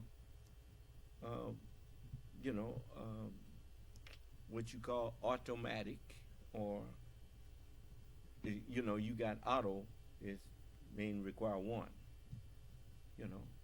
Automobile is one that is mobile. You see? And then they dropped the word carriage, and you go to, instead of carriage, you say a car. Why? A carrier of people. That's what a carriage is. It's a carrier of people. Well, you can dispense with a lot of the long names and reduce it to, it's a horseless carriage. It's a car.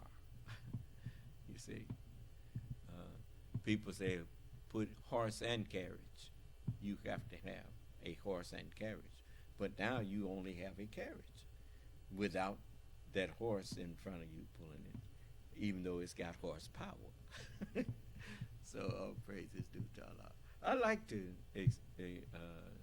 show that these words didn't just pop up out of nowhere. You know, we invent things and then we name them. Adam, and form them of the names of these, if you are truthful.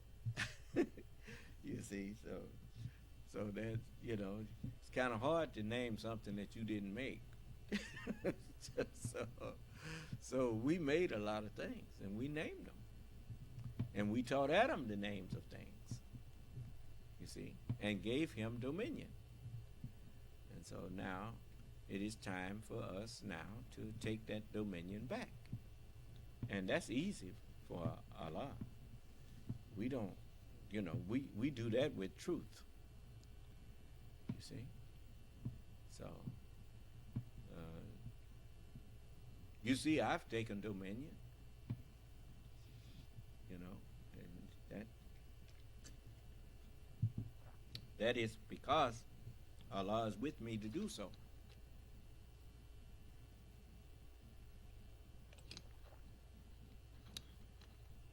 See that? I don't look at Allah as no spook. Allah is the truth that's with me.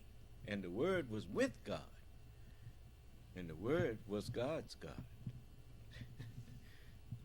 The messenger told you that. He said the black man's God is truth. Yeah, my God is the truth.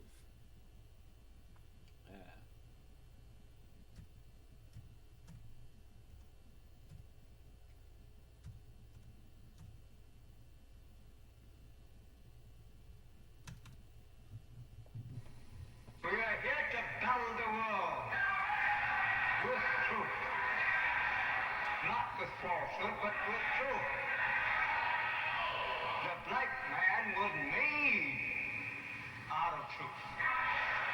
He wasn't made out of falsehood. He was created from truth. Because his God was truth. Making him truth for us all. But we are here to battle the world with truth. Not with falsehood, but with truth. The black man was made out of truth. He wasn't made out of falsehood. He was created from truth. Because his God was truth. Making him truth for us all. But an enemy of ours, 6,000 years ago, found in the germ of us a weaker man than actually the man was. So he'd taken that weak germ and grafted that weakness out of the strong and given his knowledge how to rule the strong until the strong produces one stronger than he. He said to his people that when he comes, after you have lived for 6,000 years, he will come from the east and he will eat you up. He said to his people that when he comes, after you have lived for 6,000 years, he will come from the east and he will eat you up. Well, this is what I'm doing now. The Holy Scriptures, they all came out of the East. And so the Holy Scriptures had to be made flesh. And so that's what I had to do. I had to study and become the Holy Scripture. And then as I became the Holy Scriptures, then I'm able to consume this world like a consuming fire. That all of the things that they told you one thing or meant one thing, I take that which they told you away, and I do it in front of them. Like Christianity. They told you Christianity is a religion, that it is God's religion. They told you Buddhism, and they offered you all of these idol religions, false gods, false doctrines. They used to carve out little statues and things and put them out for people to worship. And so now they don't so much as carve out statues, they print out, like the Watchtower Society. They print out these pamphlets and books and things and offer you this as a guide to salvation and a guide to peace. And ain't none of them got no peace. But they offer you their idea, and they charge you little money for it. Like they used to sell the little gods that they showed you, the false grandeurs of dominion. How in the world, tell me something, if the world is so knowledgeable and you can learn so much, why is it that the more you are taught, the worse the world gets? I mean, things haven't gotten better and better and better. They're getting worse and worse and worse. You didn't get that way from listening to me. You got that way from not listening to me.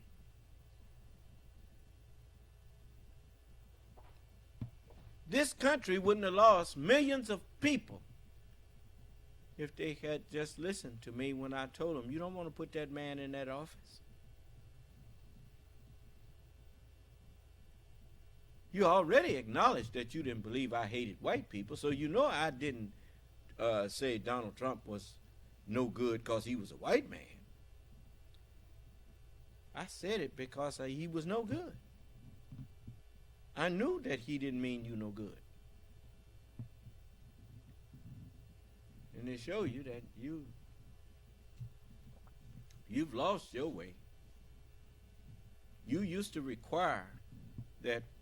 It's like most intelligent people, they have sense enough to go to somebody who they feel is more intelligent than them, not someone who don't know no more than them. Do you understand? And tell you what, this is what I would like some of you to do. Name a president. Now this is a good assignment. It's not I'm not saying this to be a joke. Name a president that of the United States that had spent most of his life being a businessman. Just name one.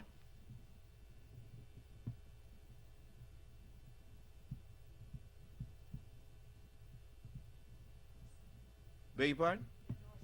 Go there and turn that key off. And hold that round deal while you turn it. And turn it to the right. Push your hand on it and turn it to the right, but hold the round deal while you turn it. There. Thank you.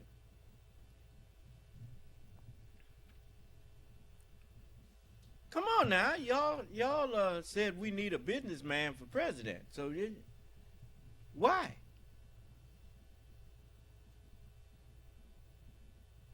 Because you don't know nothing about business. Otherwise, you would have known you don't want no businessman for president. If that's all he's been doing, you don't want him up there. Because a businessman, his major concern is money. That's it. That's his bottom line. That's what he went in business for. The money.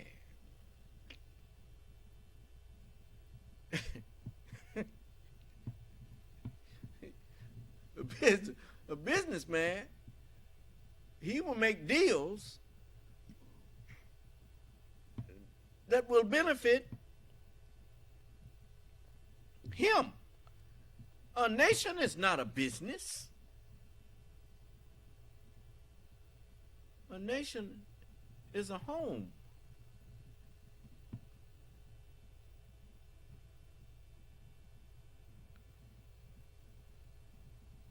Then when a businessman out making money,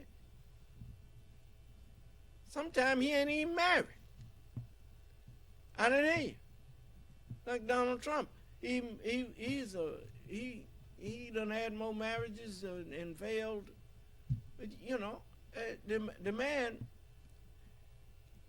told another man that he could refer to his daughter as a piece of ass. And that's what Donald Trump told Howard Stern. It was all right to refer to Ivanka as a piece of ass. Now, if he don't care no more about his own daughter than to tell another man it's all right to talk about her like that, what you think he care about your daughter? And you over there done put a man like that in the most powerful office that you created. The office of president wasn't created by the person who occupies that office. It was created by the people whose power collectively created that office. Do you understand? When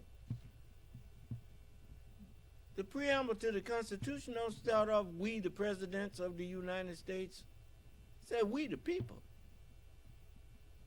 of the United States. We ordained this Constitution. We gave it its merit. We gave it its authority. And now you, the people, which was, you know, white people wasn't no dummies when God got through, they was cave people at first. But God just wanted to show you that it don't make him no difference how you started. He can make you great. Do you understand? As long as you remember to be one nation under God. Do you understand? So, some of them, they may be listening, may not. I know one thing, as we was driving cross country, I didn't see nobody flipping us the bird no more. Huh? No, people was just waving. Because we got the flag, our flag, and our name is right on the side of our buses. I ain't scared of you. I ain't scared that you gonna do nothing to me. If you know what's good for you, you will leave me alone in the way of calling yourself gonna do evil. But anyway, I remember this, we pulled into this rest area, and the white lady was out there taking pictures of the bus. I asked, you want to take a picture in front of it? You got take your picture. And I think she was a little embarrassed a little bit. But she calmed down. And, I like people to be comfortable around me. I don't like people to be uncomfortable around me. Because I'm harmless. I'm not here to do you no harm. I'm here to help you to be the best person that is that you have the ability to be. And you know what that is? That you have in you to be is perfect. But you choose imperfection. You choose to remain ignorant when it comes to the higher character that you could achieve. So, I mean, what can I say? Unmute them. It's okay. Caller, you're unmuted. May one alaikum ala salam. See, you had asked about which president, name one president that was a businessman. Mm-hmm. Well, the history that I learned, Theodore Roosevelt, he was a businessman, but he was a businessman that wanted to end monopoly with all of these other businessmen who trying to get monopoly of all the other businesses. So he was, when he became, actually he was a vice president, but when the president got killed or got assassinated in office, then he automatically became president, and he tried to end all these big monopoly. What business? What business was he in? He had a little small business. I say, well, then understand now. George Washington was in the business of farming. He was a farmer, but as far as I know about Teddy Roosevelt was a military man. Now, I mean, I've dabbled in business, but I haven't dedicated my life to no business. That's what I meant by saying a businessman. You notice a CEO of a Fortune 500 company is a businessman. A person who seeks to open up a business, they call them small businesses, for their livelihood, is not actually a business person. They are an entrepreneur that is, found a way to make a living for their family. And they don't dedicate their whole life to just making money. You want people in the office of president that understands family values, like Joe Biden. Joe Biden is he's a family man. He can relate to family people. That's what it takes to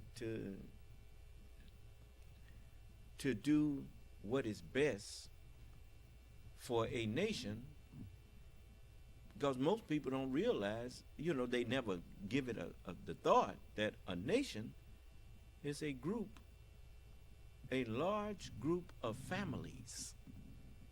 That's what a nation is. And what do families worry about? Families worry about food, clothes, and shelter, but they also worry about education for their children.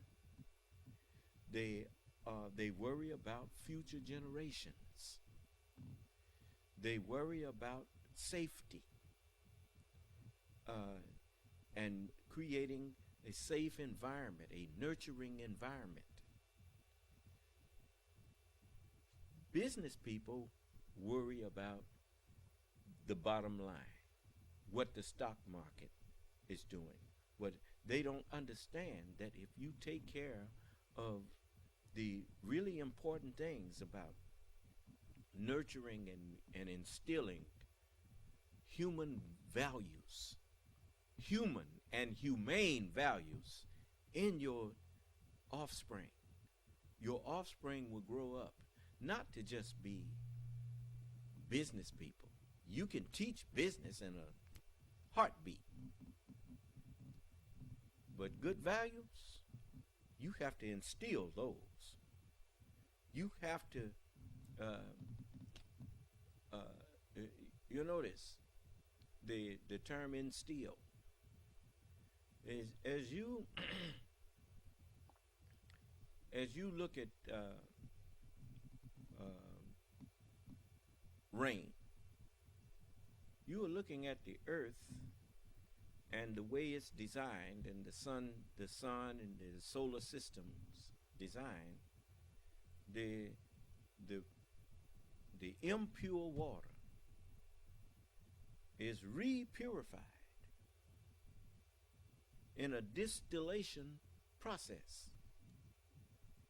that, as we say, a giant reverse osmosis process, that the water is constantly being pulled up, the water vapor, and leaving things behind that's not water vapor.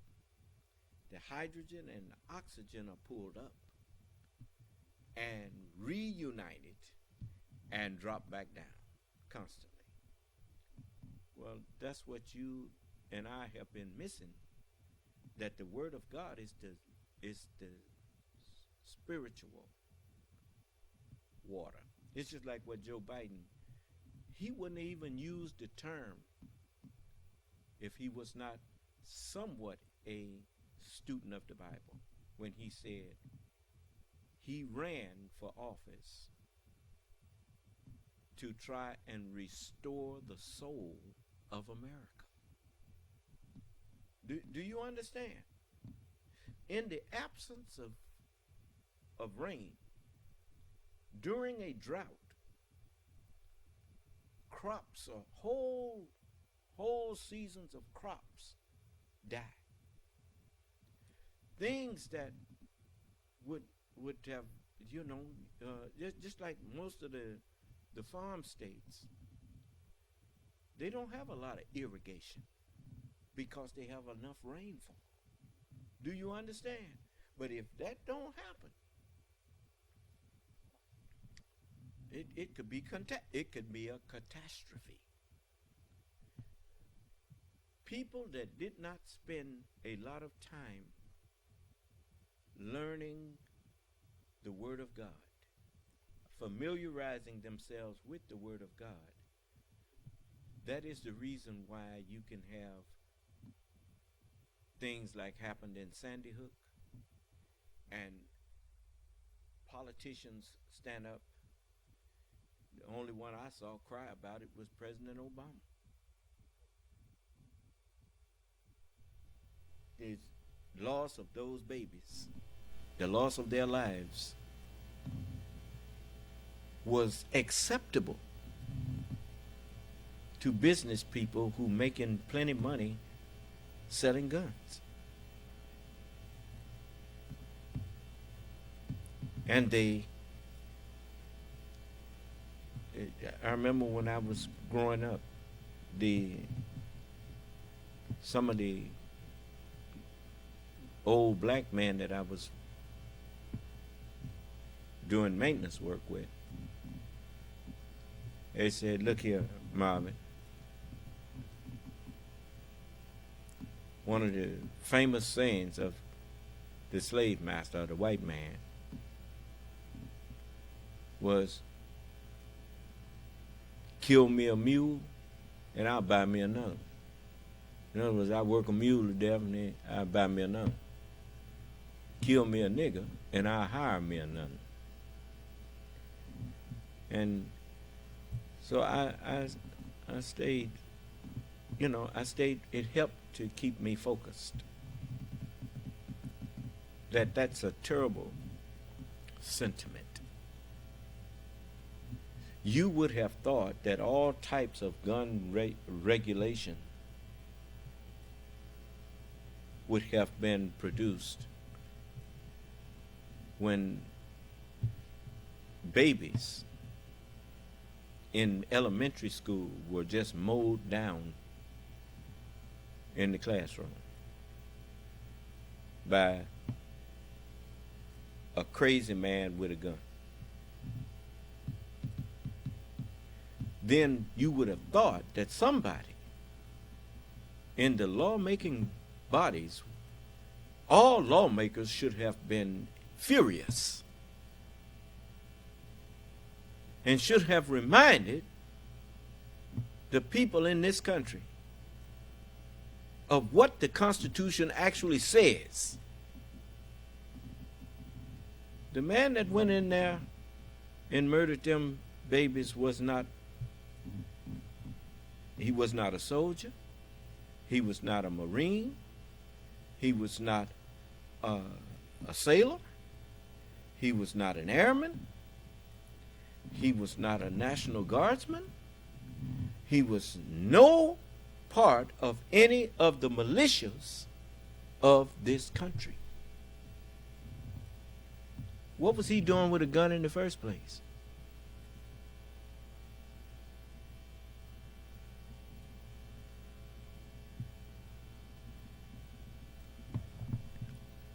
The Second Amendment says a well-regulated militia being necessary to the security of the state. Even the term well-regulated denotes something that is under the control of the government. I didn't hear you. Anytime you claim to be a part of a militia that's not controlled by the government, you're not in a militia, you're in a gang.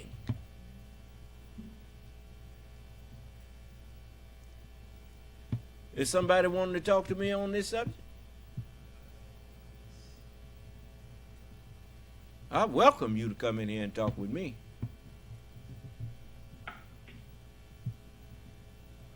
But as my sister there pointed out, you know, you can't even think of a president who was interested in being a big businessman. You don't want nobody that's interested in spent their whole life hiring and firing people and not really understanding family values. Because when you start thinking you can run a household like a business, you done lost it. You cannot run a country like a business. You run a country like a father. They don't call George Washington the CEO of the United States or their country. When you learn about George Washington, they call him the father of our country. That's what they say, the father of our nation. And they call those who were their predecessors, they call them the founding fathers, not the founding CEOs. Why? Because fathers,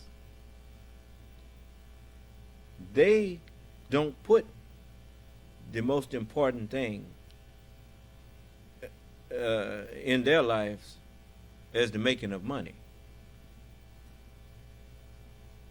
To them, money is simply a tool that they can use to take care of what they deem to be most important, which is their families.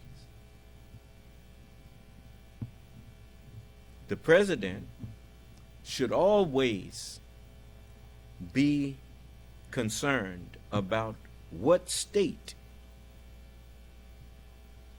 the United States is in, the State of the Union. And that was so important that they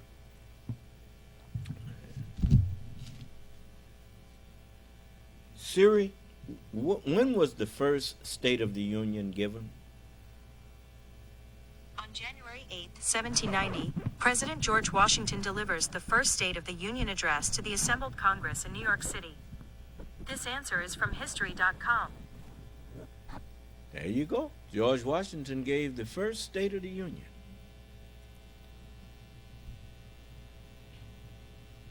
You see? He didn't treat the Union like it was a business. He treated the Union like what it was. A united family that wants more perfect unification. Do you understand? So you done got away from your roots. And you know what happens when you get away from your roots. When you take any plant up or away from its roots, you cut off something from its roots, that thing dies. You don't forgot what the Constitution is to you. And you let people come in and pervert it. Just like you've been perverting the word of God. And I ain't gonna have it no more. You through perverting God's word. I done took it from you. And if you don't believe I done taken it from them, how come ain't none of them coming in here trying to argue? Because I've taken away all their abilities to argue. So, I know what I'm doing.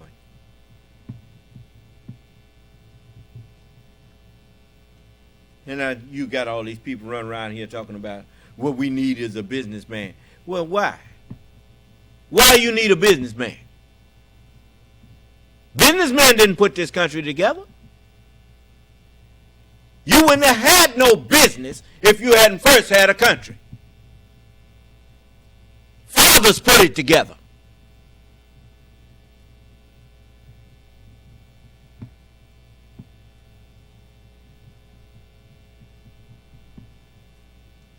I don't think in terms of when I see somebody walking through the door, how much money I can bilk them out of. I want to know, what do you know how to do to help me build this nation?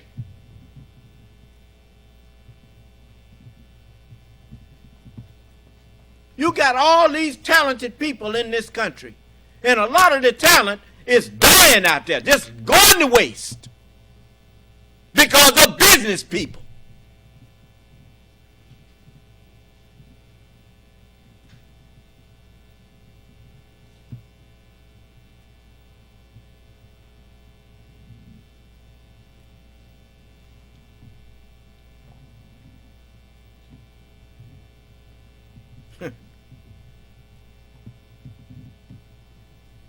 You ought to go out and open your eyes and see what's actually being done. Ronald Reagan asked people a question. And it's not a one of you who can claim now. Next Tuesday is election day. Next Tuesday, all of you will go to the polls. You'll stand there in the polling place and make a decision. I think when you make that decision, it might be well if you would ask yourself, are you better off than you were 4 years ago? Is it easier for you to go and buy things in the stores than it was 4 years ago? Is there more or less? I'll show you an example of easier. Diesel had gotten up to $4 and something a gallon. Now it's down to $3.15 in some places and whatnot. It's actually, in some places, cheaper than gas.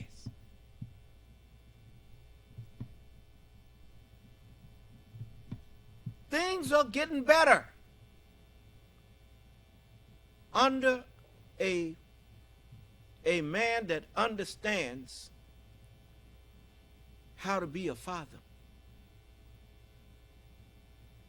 As far as this world goes, Joe Biden is a good example of that, because he cares. If you don't care about your family, it will show.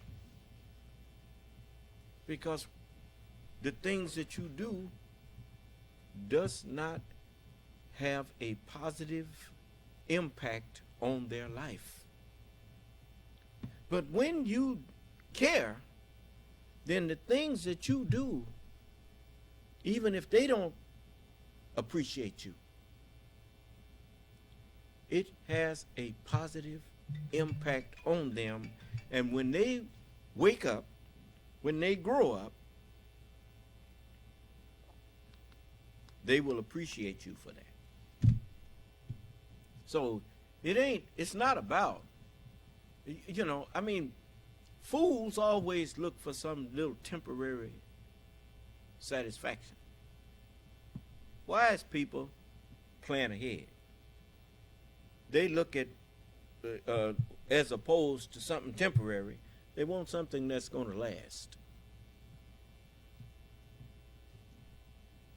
So, you have to be a sober-minded person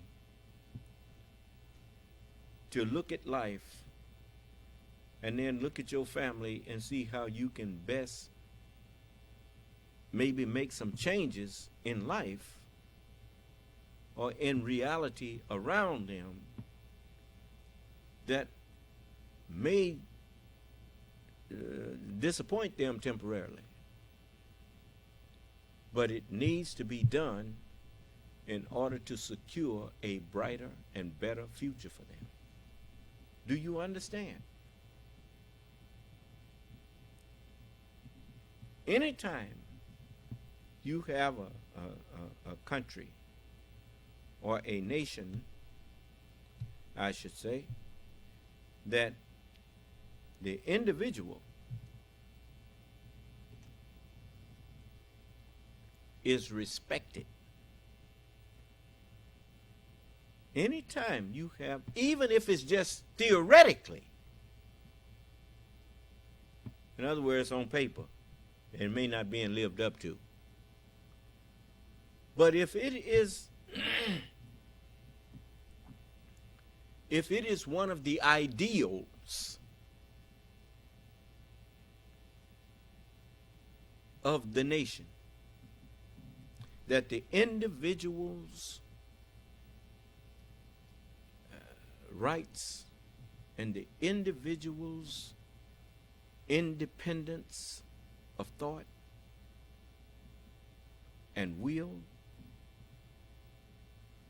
is respected,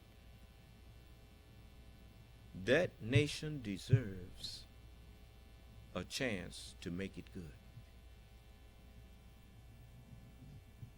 Because that nation is doing something that is in tune with what the Creator had in mind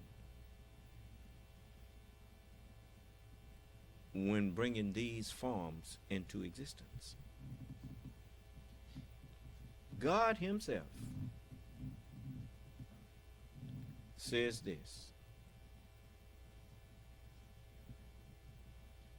I point out to you the two conspicuous ways, the way of good and the way of evil.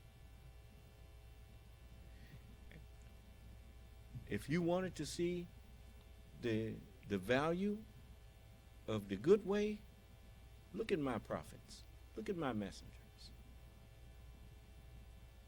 You want to see the value of the evil way? Look at those who did that. Those two ways become conspicuous.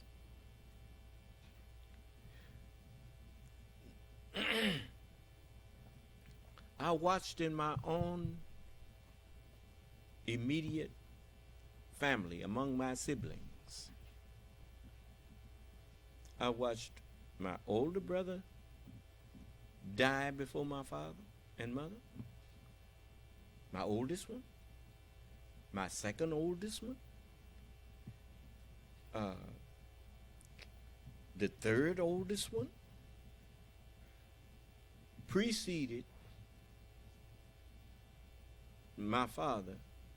No, the two oldest preceded my father in death. The one after, the next oldest, he preceded my mother in death. I saw something that all of them had in common.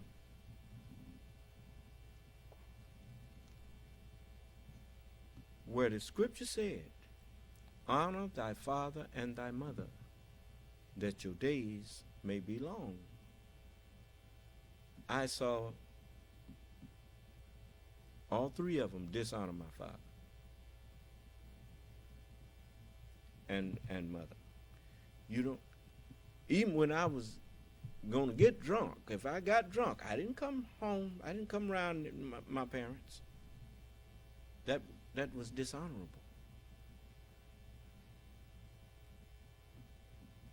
I'm not, like I said, I wasn't no model son, but it's just certain things that I wasn't going to do in front of my daddy or my mama. Coming home drunk in front of, that wasn't finna happen. Cursing at them wasn't finna happen either.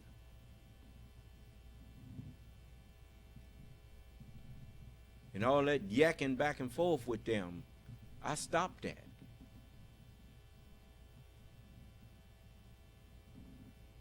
So I'm just telling you, this world produces all you need to know about whether or not evil is good. Show me someone who practiced evil that ended up fine. Name one.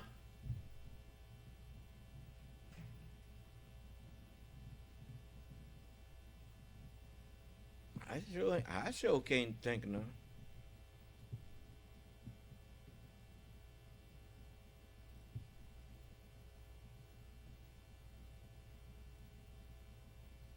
So, you live in a nation that you don't understand that God set it up. What, you thought he just left something to chance with Abraham's seed? If he told Abraham, look, your seed going to be a stranger in a land that's not theirs, and they shall serve them, and they shall afflict them 400 years. Y'all decided, I thought y'all was going to get on the road. Y'all excuse me a minute.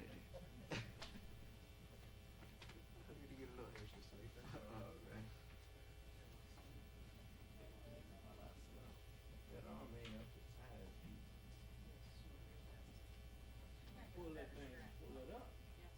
Y'all help him get that straight.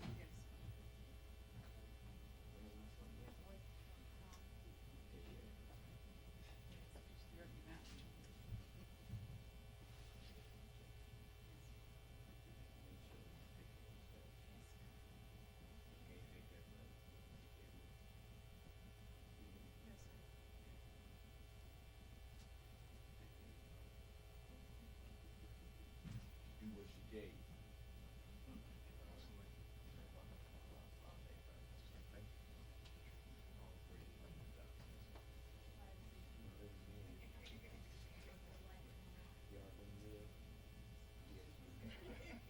Yes, you have.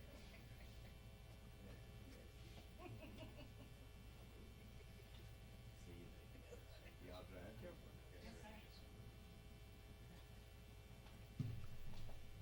Some of the believers that had came down to take that trip with us, they was getting ready to leave out, and we always like to greet each other before we leave each other. So, all praises due to Allah. But look,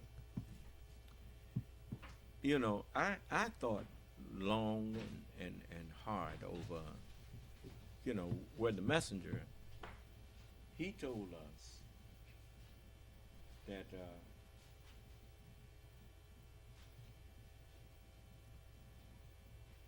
at one at one time.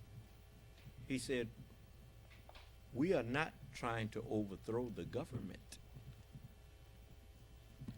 just your ignorance."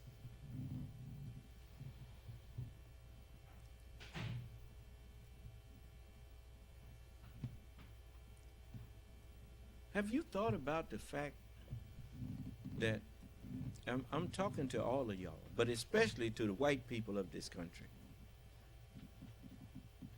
Have you really looked at what you have here? Have you really taken a good look at what you have been blessed with? That you have some impudent people.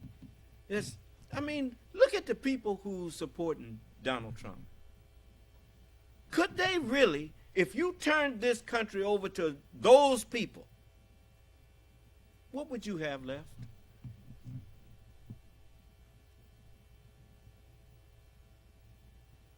Really, what?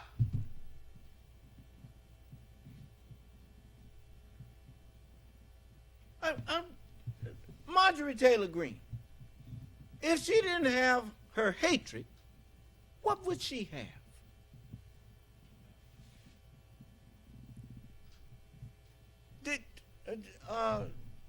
What's that other boy? Matt Gaetz.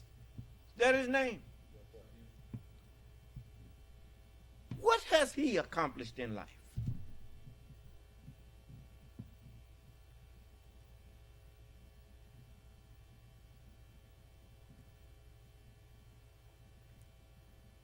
I even as a child, a teenager, I had sense enough not to get rid of something when I didn't have nothing to replace it. You don't get rid of your bike.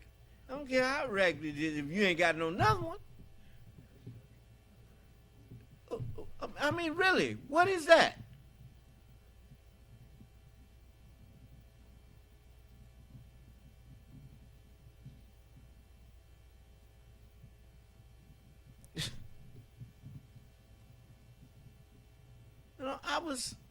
I was shocked that we driving across country. We had one checkpoint that they was at in New Mexico when we was leaving New Mexico to come back this way. But most of them checkpoints are deserted now, from the looks of it.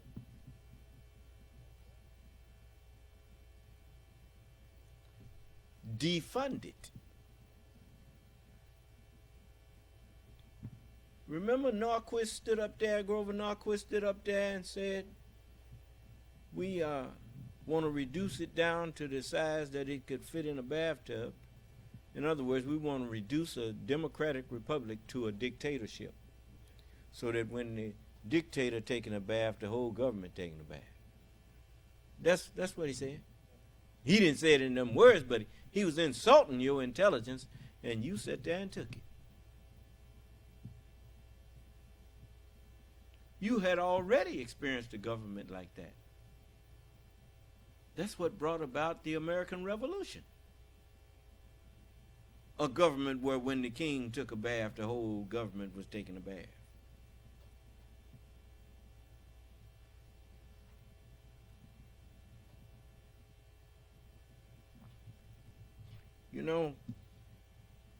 If you don't wake up soon, you will sleep forever.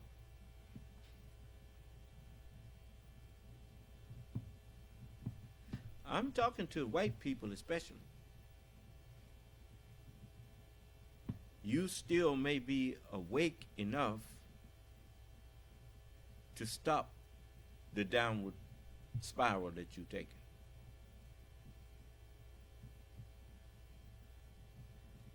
Donald Trump trying to tell black people he's subtly trying to tell them he's their revenge. You ain't no revenge for me. I don't need you to take no revenge for me. Nigga.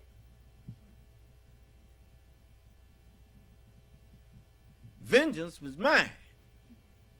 I will repay whoever need repaying.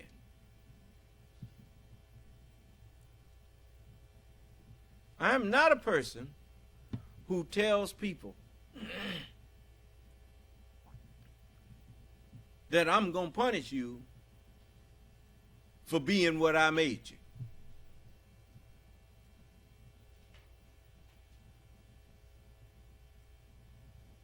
So I'm here to tell all of you all that you got no vengeance to take on nobody.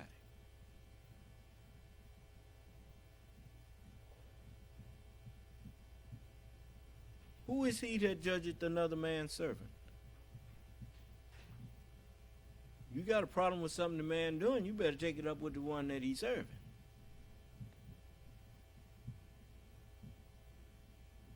And in this case, I don't think you want to get up and jump up in God's face trying to tell him what to do with what was his.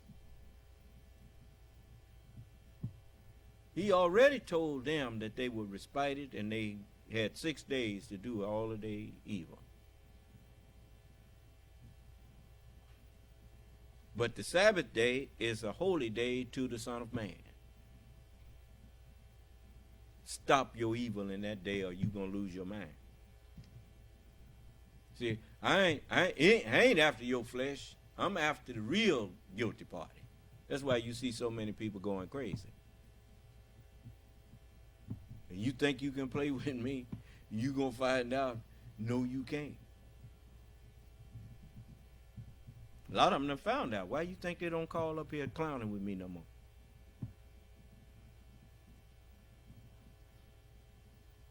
So now, as you ride up and down, you need to take a trip. Go on across the country and see what's really going on. And when you come into these cities and whatnot, you look at all them buildings that's done happened and then tell me that you so anxious to tear all of that down.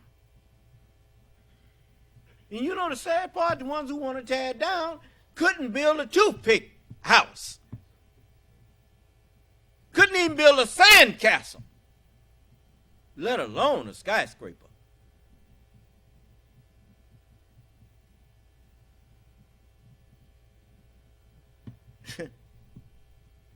You don't tell me to take a step down to join with you. You've heard people come in there and tell me I need to follow Farrakhan, or I need to go listen to what's his name, Ishmael, or whatever. For what? What are they doing that I should stop what I'm doing to go sit down in there and listen to them? You want me to go and listen to someone who's don't even respect me enough to invite me themselves.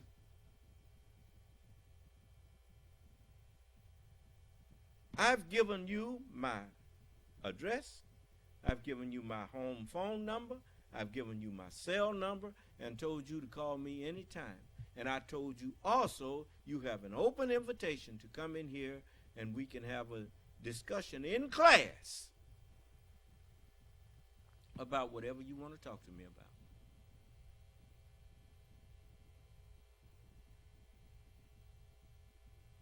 You haven't offered me nothing even close or similar to that. Nothing.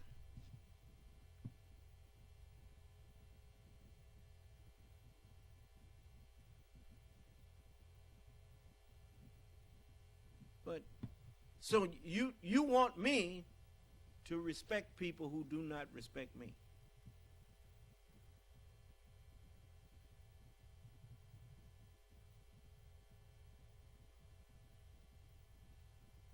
The reason you want that is because you hate the truth that I'm teaching and you want me to stop teaching it, but you can't say that. So you go and say, you need to go listen to so-and-so, and you need to go listen to them. Why you don't go there and tell them they need to come listen to me? Because in my class, they can talk back. You can too, but you don't seem to have nothing much to say when you in my face. You wait until you get behind my back, then your knife comes out.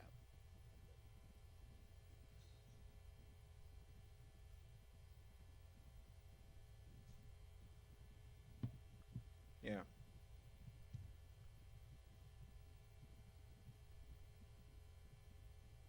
You think I don't know that Allah set this up?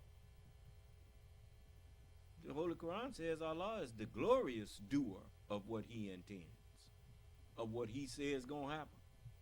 He makes it happen.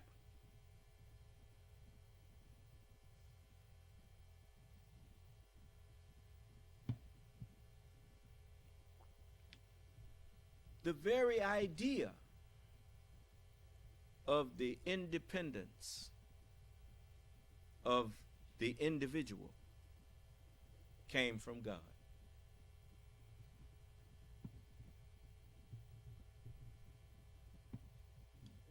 There is not a soul, but over it is its own keeper. Huh? We pointed out to man the two conspicuous ways he may be grateful.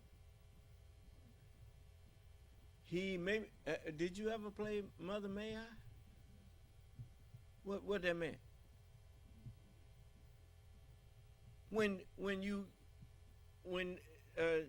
they said take 2 steps forward, what was your words? Sometimes you got in such a hurry, you forgot to say Mother May I. Then you had to go all the way back. Why? Because we rebellious. We don't like to have to ask nobody, can we do nothing? We just like to go do it ourselves. Well, you could do it yourself for 6,000 years, but in the Sabbath day, you were told to not do anything without my permission. In all your ways, acknowledge him. Father, may I? I'm thinking about doing this, son of man. What you think? Then I'll tell you whether it's the right thing to do, or I may tell you a better way of doing it. This is like I told them, you don't want to put Donald Trump in there. He getting ready to get rid of your government. They didn't pay me no attention. And what has been happening? He and all of those that he done bought off, that him and whoever the people outside of this country and inside of this country done secretly gave them their millions or whatnot to get America, get the United States out of the way. See, you can't get this government out of the way unless you first convince the people that the government is no good. So that's what they're busy doing now, convincing you, because they done dumbed you down so much that you think anyone who would forbid something that you are doing or that you seek to do, that's the way children are. They love their parents as long as they can do what they please. But when the parent tells them no to something, then they want to pitch a fit. Well, without law, what they tell you on, what's the name, John Wick 4 and John Wick 3, without laws, without rules, we live with the animals. In other words, you live your life on the level of a beast. In order for individuals to have equal rights, there must be rules that apply to everybody. Do you understand?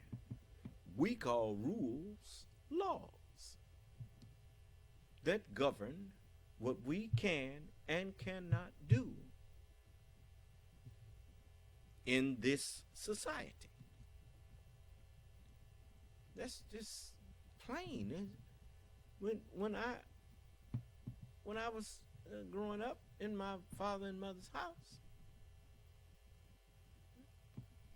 They had rules. Don't you let dark catch you getting in there. So, and I see it was almost dark. I was off and running. Because my daddy also, he never said it, but I've heard it said in court, a rule that's not enforced. It's not a rule. He enforced his rules. And you come in there after dark if you want. You just gonna get that extension card. You know, why? He just mean. No. That's what I thought. Till I got my own children. Who don't want to know where their child is after dark? I know what kind of people hang out at night. It's daytime too. But I need to know where mine is at. You see? So I realized how much he cared about us, about how much he restricted us to make sure that we were safe. Look at the power that they give, that God gave to the founding fathers to give to the people that would compose or comprise the United States of America. You don't like that governor up there? You don't have to go kill him. You don't have to recall him. Remind him of who put him there. Get a petition of so many names, then have a recall election. You can get him back out of there. You want those who serve you to fear you, to fear to displease you. So they had to put you against each other. And that's what they're doing now. They're putting you against each other. Using the very instrument that you gave them to now destroy your unity by sowing discord among you. All you have to do, if you want to, I'm not telling you that everything people tell you about other people or other entities, I'm not trying to tell you that it's all false. But I'm trying to tell you that any person who gets out and makes accusations about another person, place, or thing, you should demand proof from them that what they are asserting is true and not just gossip. And you should make sure that it is not this AI stuff. Never trust an announcement from anyone that you can't see who it is making the announcement. What is it? Somebody can get hand raised. Yes, unmute. Calling you unmuted. May Allah, assalamu alaikum. May wa alaikum ala salam. Solomon, I just wanted to ask you, what do you think about the black people who are leaning toward Trump for, I don't know what kind of reason? And I just wanted to ask you if... I think the same about them as I do about white folks that's leaning toward Donald Trump. I think these people are people who don't value the truth. Yes, I think they are people who are just bent on, it's like a person who, it's a form of insanity. It's like a person who goes around setting fires just so they can watch them burn. It's kind of like the insanity of the riots, the Watts riots. I grew up in that era, and I saw it. You know, they went and burnt all of the stores down. Then every time they got ready for something, they had to go way off somewhere to buy something because they burnt all the stores down in their own community. To accomplish what? Nothing. Just stupidity. Yes, sir. I mean, this man, according to the laws that I have been, I don't know if New York is one of them states or whatnot, but you know, I thought felons couldn't vote. And if a felon can't vote, how can a felon be the president?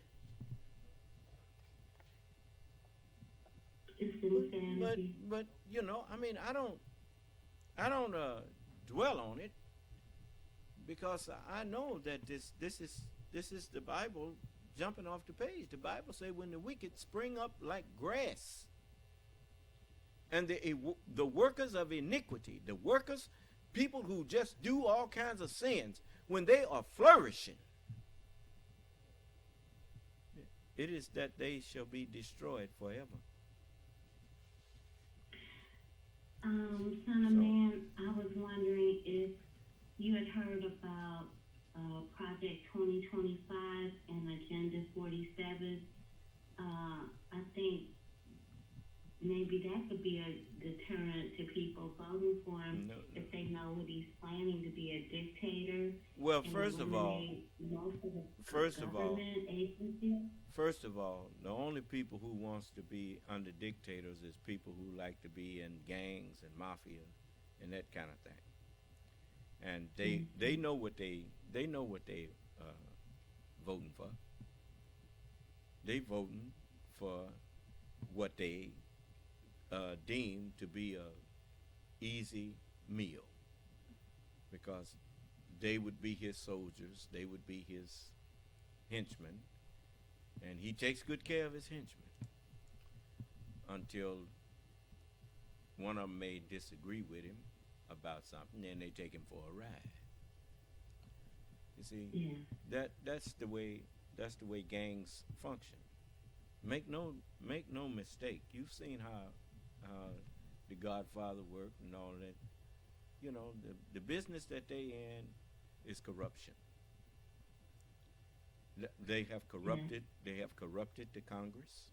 Many members of the Congress. They have corrupted and hijacked the Republican Party. And so it's just a matter of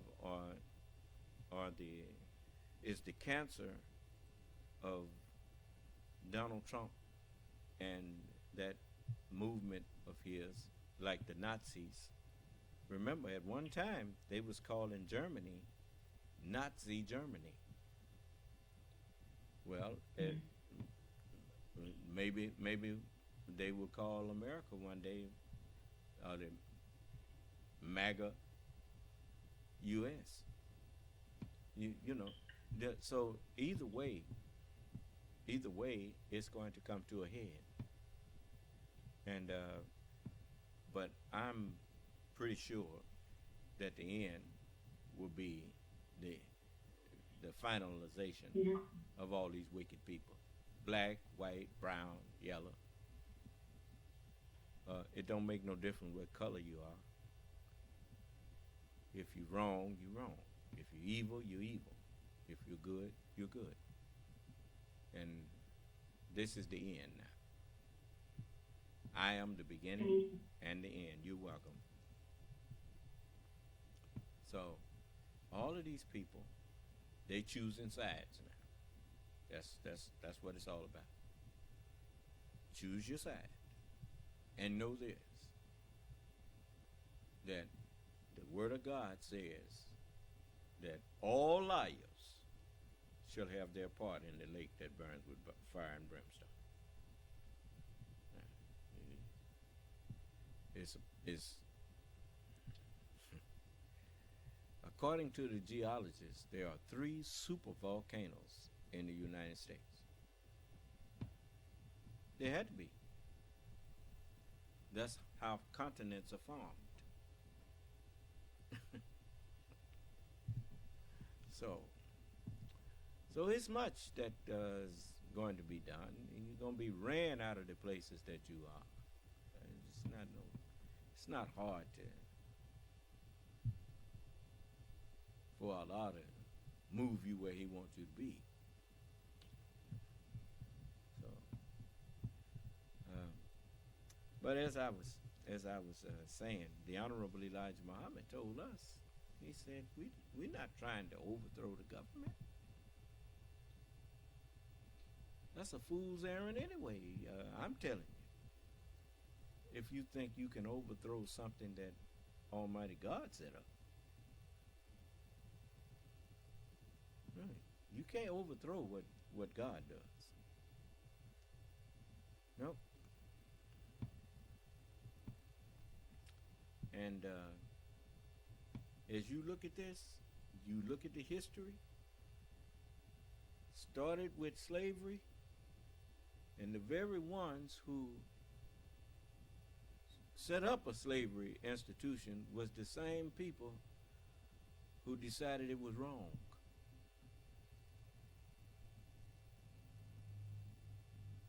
Some of us are good, and some of us are below that. That was the jinn speaking. You see? There was jinns helping Solomon build the temple. So you brothers and sisters, y'all know, you go certain places, white people are quicker to help you than anybody. But would you like to see them destroyed? I certainly would not. Especially when that's what you claim you fussing about, that they mistreat you. Well, now they ain't mistreating you, so what's the problem? No. Individually is how people are being judged. Not collectively. Individually, we all must appear before the judgment seat of Christ, that every man may have done in his body according to that which he himself have done. Yeah? Justice. That's what's here. Now, I'm here for justice. So, I tell you, and I tell the world, all y'all's religions ain't no more than a pile of filthy rags. And the condition of the people in your country and the condition of the people throughout the earth is proof that you have not been following God's religion.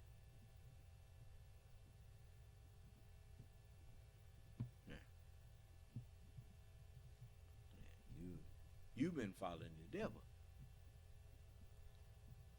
who said he would lie in wait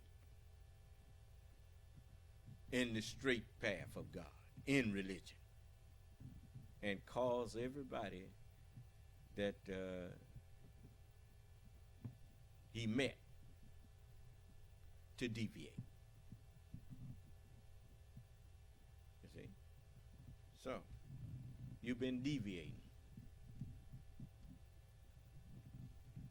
And you deviate because you don't like what Allah said to do. You don't like what Allah said not to do. So you deviate. You better cut that out.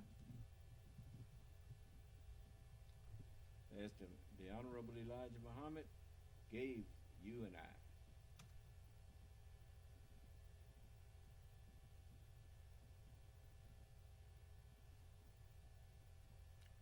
told you about me, that my nature is Islam. Like the nature of a fish. Throw him in water. You ain't got to teach him how to swim. That fish didn't come to be taught how to swim. Neither did I come to be taught the understanding of the scriptures. I came to teach the understanding of it. Yes. Somebody else ready to hear. Yes. Paula, you unmuted. May wa alaikum ala salam. So, man, you want to teach on the video cameras, people taking videos? Yes, but we don't have it together yet. Brother Jamar got to put it together.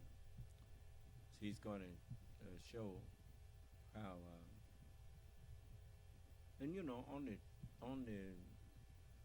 in traveling, you get a chance to see what it is people trying to tear down. I mean, if you're going to throw something away, don't you think you need to make sure that it ain't good?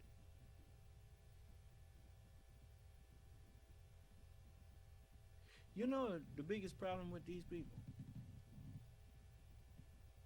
They've had so much freedom that they forgot how they got it. And there's an old song.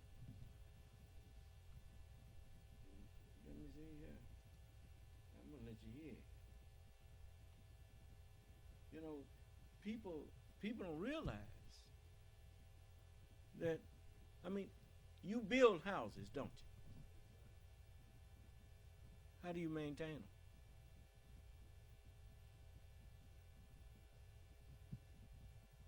Same way, work. You can't just work to build it. You have to work to maintain it. Is that right? Well, let me see here.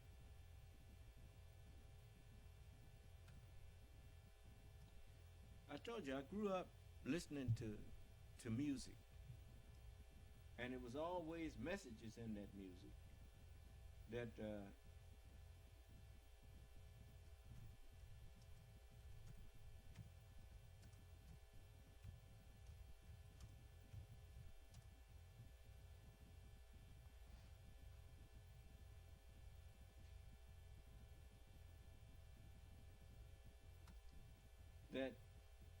I got out of it, that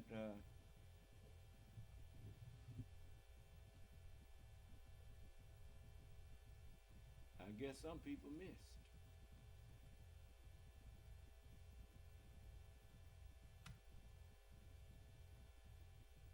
It's so hard to control alcohol. Well, the problem isn't alcohol. The problem is in 2024, the methods...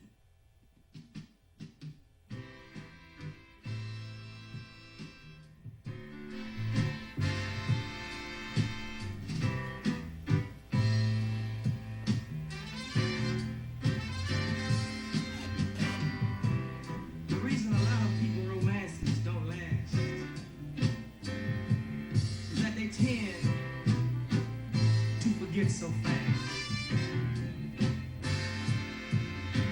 Same thing it took. Hey baby, get your baby hooks. Gonna take the same thing. Keep right. Keep right. Say that for me. Same thing it took. Yeah. Get your baby hooks. Gonna take the same thing. Keep right.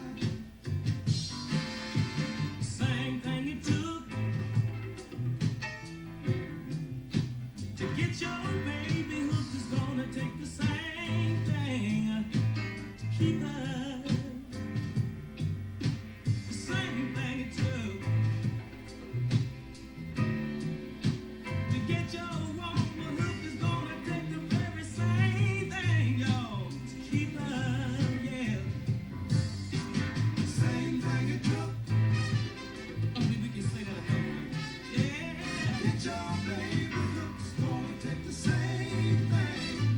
Keep right. Say it again, say it again, y'all.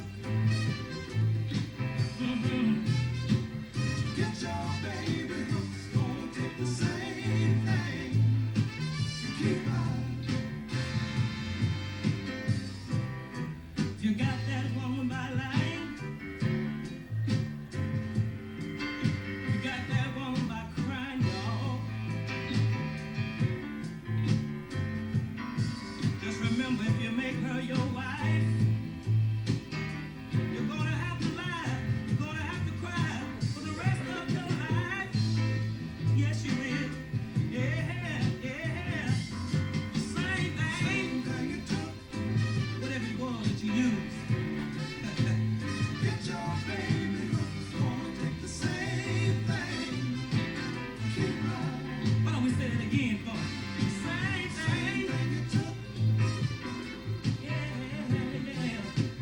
Get your baby hooks, gonna take the same thing. Keep right.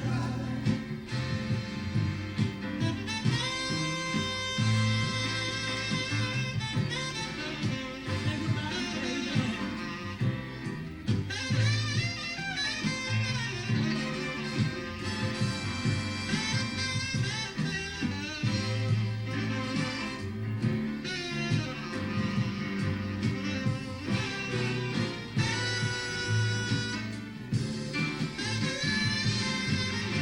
If it was gonna love me, yeah, and you were counting on,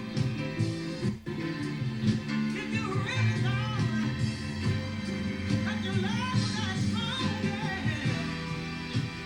then when you give her, yeah, your life ain't done. I'm here to tell you that it only just begun. Hey, baby, yeah. Get your baby hooks, gonna take the same thing to keep her. Yeah, the same thing. Whatever you done, y'all, yeah. Get your baby hooks, gonna take the same thing to keep her. You got that woman by line, it's gonna take the same thing. You got that woman by crying, yeah, y'all. It's gonna take the same thing. You got that woman with love, yeah. It's gonna take the same. You got her, sweet love, yeah. It's gonna take the same thing. You got that woman, y'all, with real love, yeah. It's gonna take the same thing. You and her made love, yeah. It's gonna take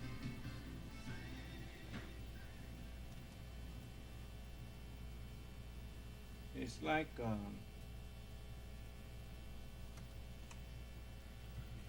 the founding fathers. You got people that's trying to tear up. Choose Max or Bernabal. Excuse Which me. is better for a guy who wants to burn fat and doubles? Hey, so I wanted to apologize to all the guys out there who Thought I wanted to had. get ripped and bulk up and miss Yeah, I out. apologize. Shut up. It's, the main thing, if you remember, you got these liars now pretending that they want a civil war, as though, or a revolutionary war, when there is nothing to overthrow but a free government.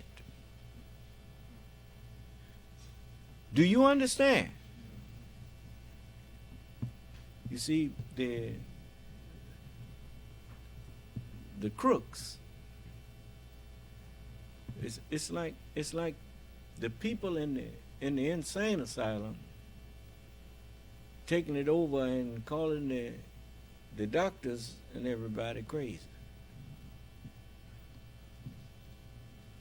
Do you understand?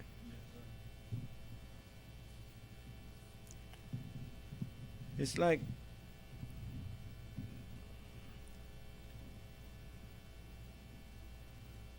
that song say, if you got them by line, you got to keep them on line. Huh? See, there are some deep songs if you get away from the the worship of women and get to the truth of the matter is that's life. Whatever it took to get it, that's what it's going to take to keep it. That's just plain and simple. You got a house by paying the right down payment and all of that kind of thing. Well, you're going to have to keep on making the payments if you want to keep that house. I didn't hear you.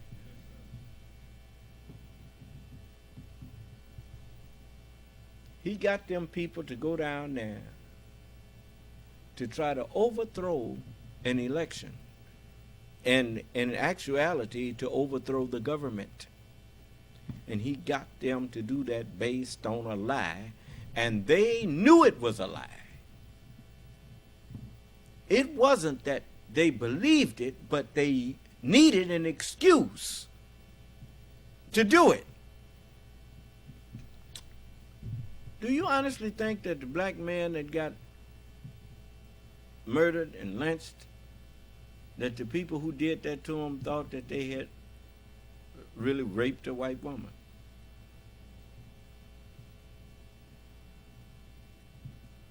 Then why was they saying lynch that nigga?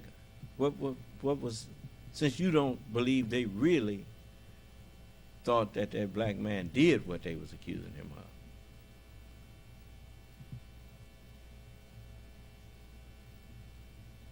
I didn't hear you. A justification. A false justification. Do you understand?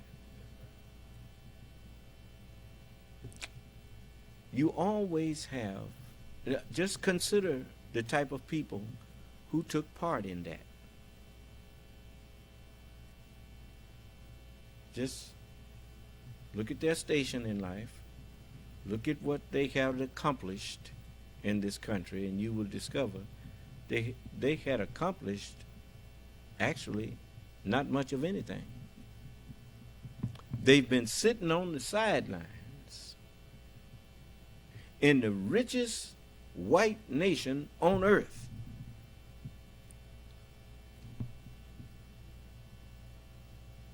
Living in poverty.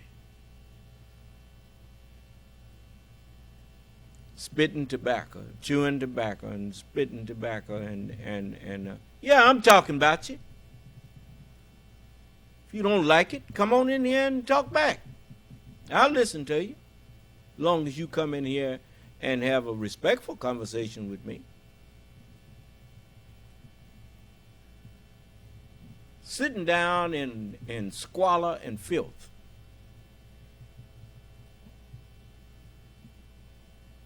While nothing kept you there but your laziness and your trifling attitude. You didn't want nothing better.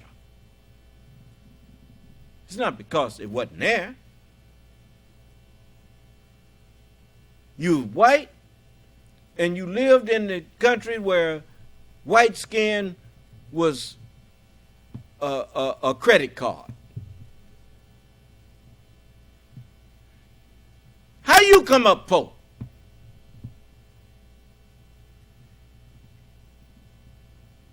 Because you lazy, you trifling. And they call you a redneck because it's like your blood stopped right there in your neck. It don't get up to your brain because you don't think that how much has been offered to you that your laziness wouldn't let you accept it. You'd rather sit down and drink moonshine and the Dukes of Hazzard and the Beverly Hillbillies. You could take the billy out of the hills, but you can't take the hills out of the billy.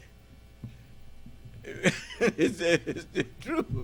We used to say that about they said that about us. You can take the nigger out of the country, but you can't take the country out the nigger. And that's just simple. The only way you can take a people out of poverty is to take poverty out of them. You run around here trying to blame everybody for the illegals is coming in here taking jobs from us. Ain't nobody took no job from you. You didn't want them jobs. You sure wouldn't work for what they work for. I could show all of you right now. I could show you how to make your dollar worth what it used to be worth when I was a child. I know a lot of things that you too stupid to call on me, and I told you I'd talk to you private and tell you how to do it. But no, you think that somehow you can hurt me. Do I look like I'm being hurt by you? By what's happening to this country? Do I look like it's hurting me?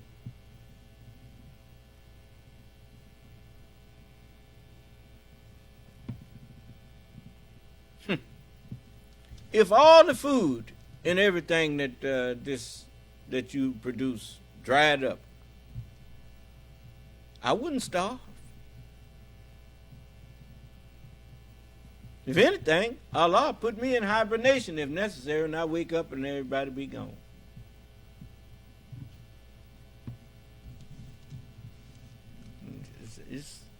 There's plenty of things Allah can do for me. I ain't worried about what you think gonna hurt me. That's your problem.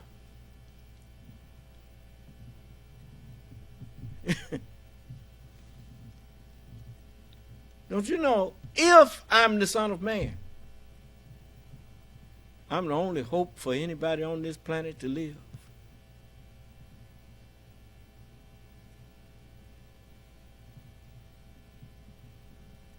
Do you know what only begotten Son means? You got one out there. That's the only made son for this solar system. If it go, you just well have been over and kiss it goodbye. so yes. Yes. Let them come on in here. May Allah salam alaikum, son of man. May wa alaikum Allah salam. Good to have you back. Good to be back. That's good. That's good. Just a couple of things I wanted to say. And you're right. You're the only one that we got right now. Now you know. This is for questions, ain't that? You know I don't like y'all come in and just be agreeing with me. Anyway, you were speaking about a woman in that little star, like I think she's an Indian woman or something, and the red star that come on her forehead. You were saying no, that's not. First of all, you can look that up on your own. You don't need me. I'm not here to teach on the history. But you did say something concerning that it only appear when she get married or something. No, I didn't say nothing like that. You go read up on that yourself.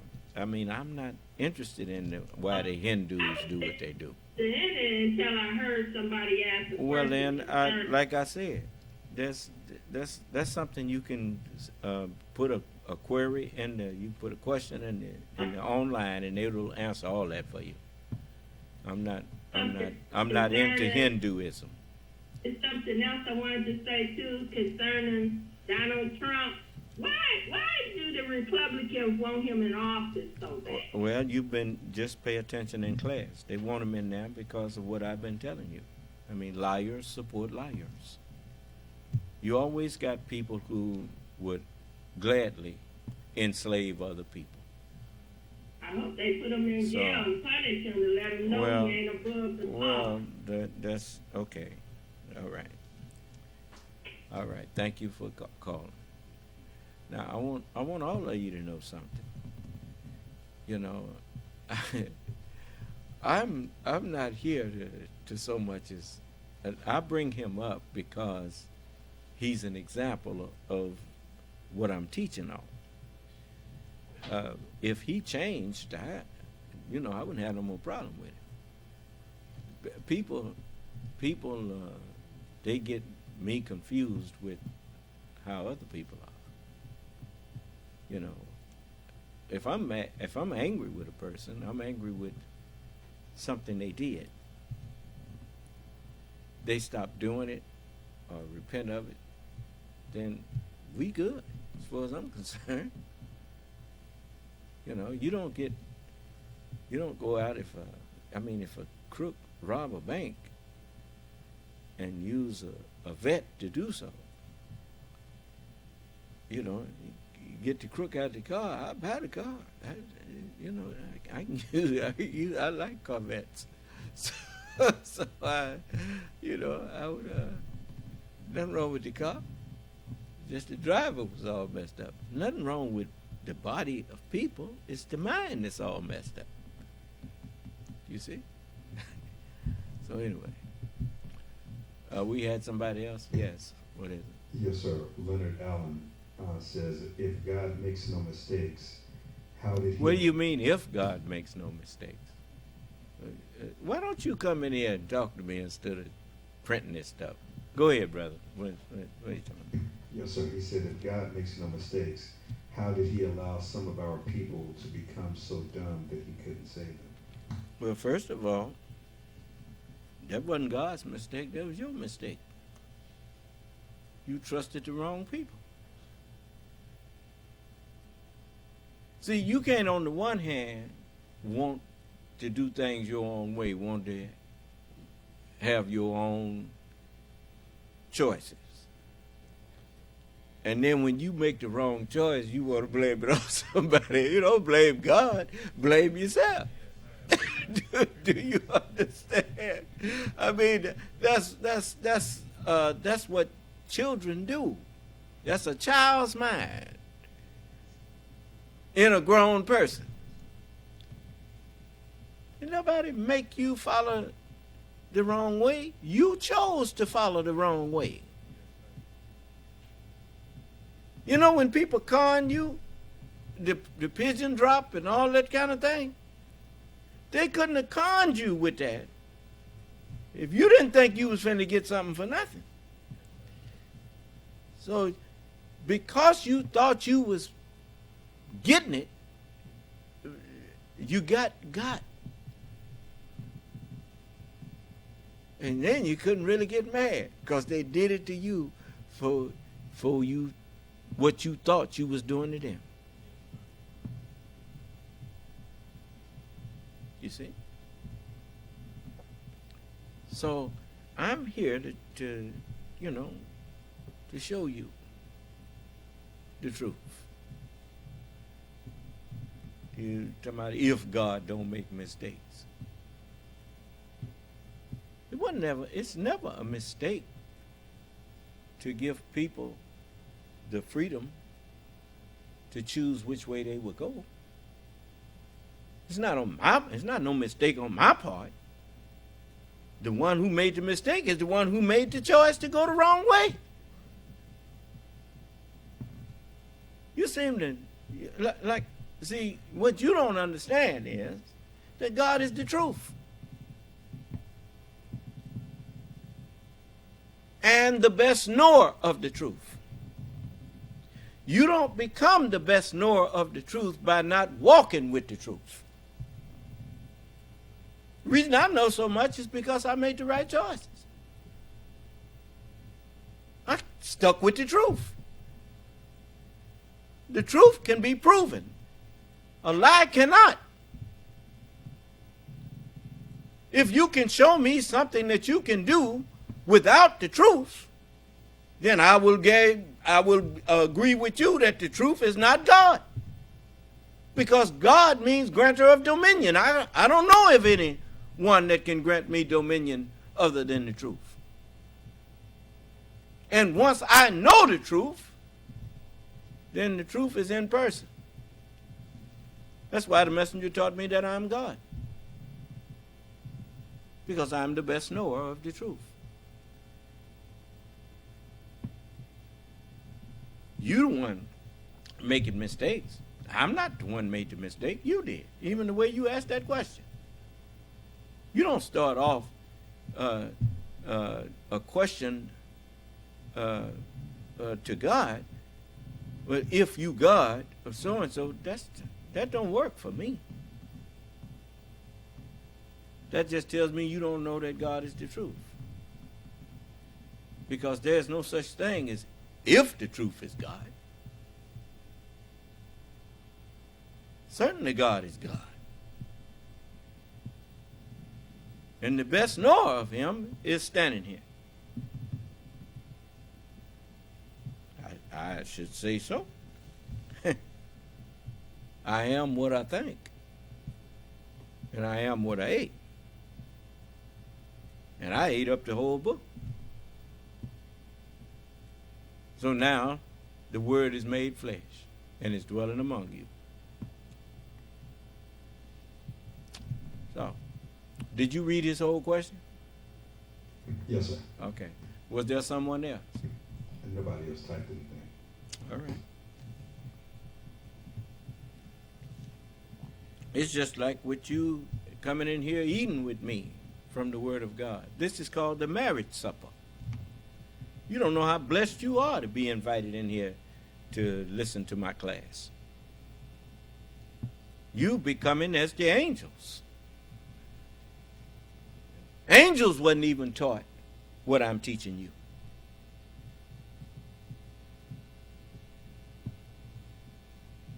They wish that they could have been around to get the meaning of all of these things.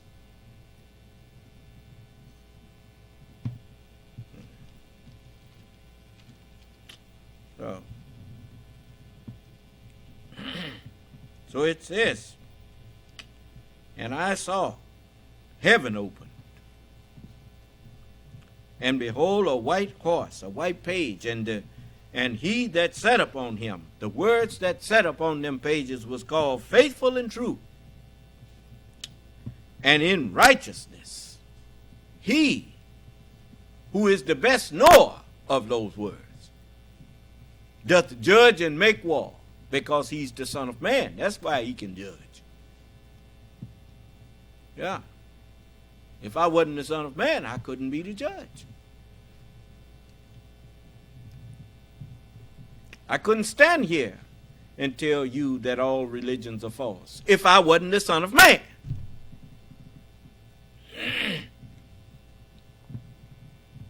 The only one that have a true religion is me. The rest are false, claiming to know him whom they do not know. No man knows the Son or the Father except the Son and the Father. And I and my Father are one.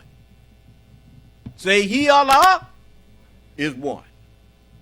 He begetteth not, neither is he begotten.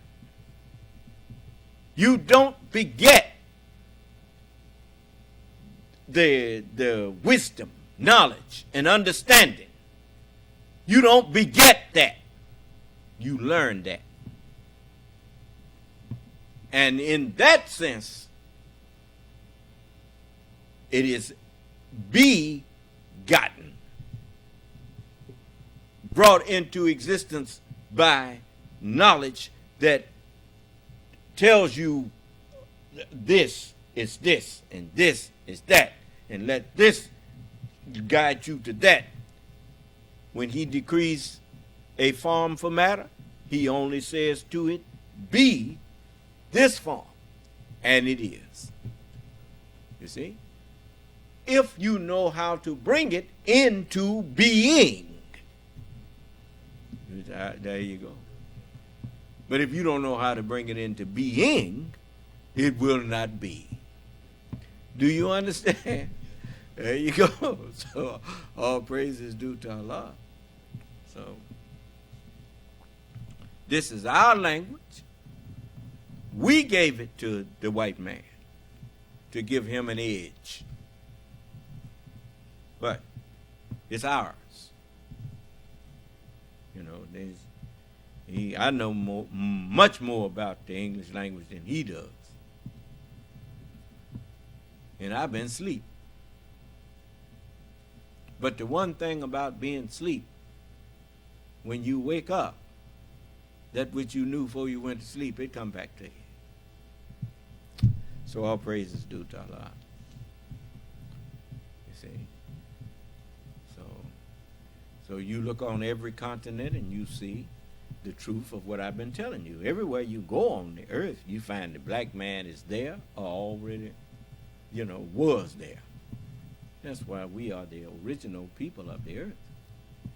And we are the continental fathers and mothers of the tribes of the earth. Do you understand?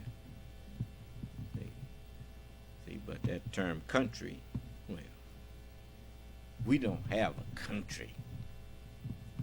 We are the Asiatic black man. The whole earth is us. Anybody want to refute that?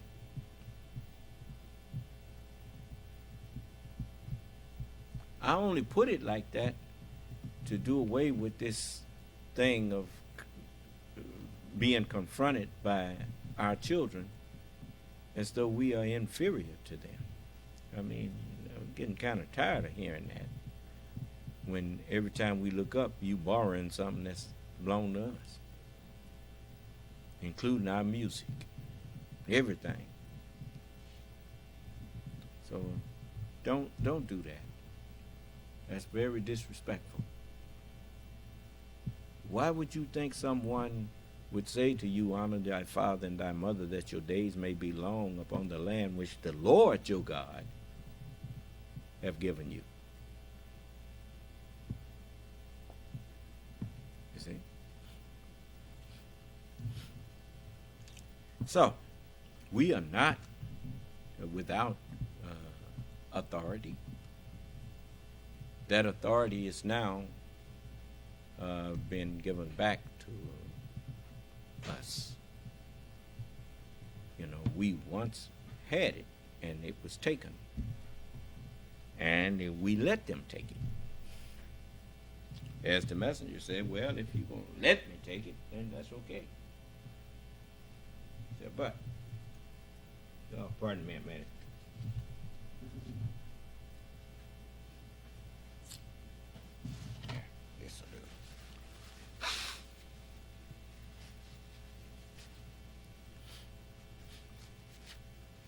So, we let him take it.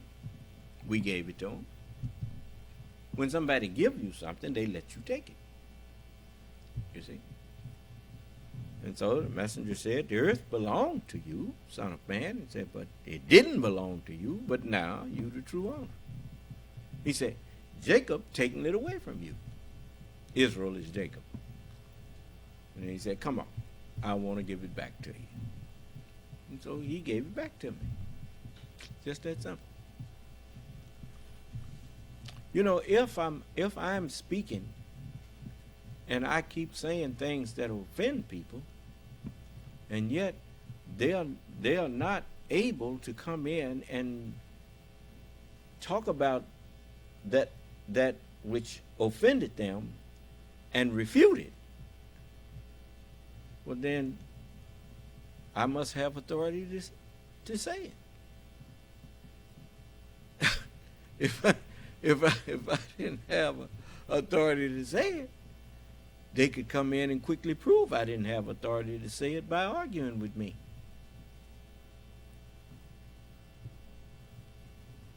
You see? So, I'm satisfied that I'm the Lord himself. So, and that's what's written, that the Lord himself shall descend from heaven, I'm descending, coming down to your level of understanding right out of the book here. You couldn't go up there and get it and bring it down here. But I'm making the rain come down to you. So I must be the Lord himself. White folks, y'all doubt that I'm the Lord? Come and tell me why. And tell us why when you judges get on the Supreme Court even. They may be up there doing stuff they ain't got no business, but why all of them got black robes on? See, you knew more than you was telling. Yeah.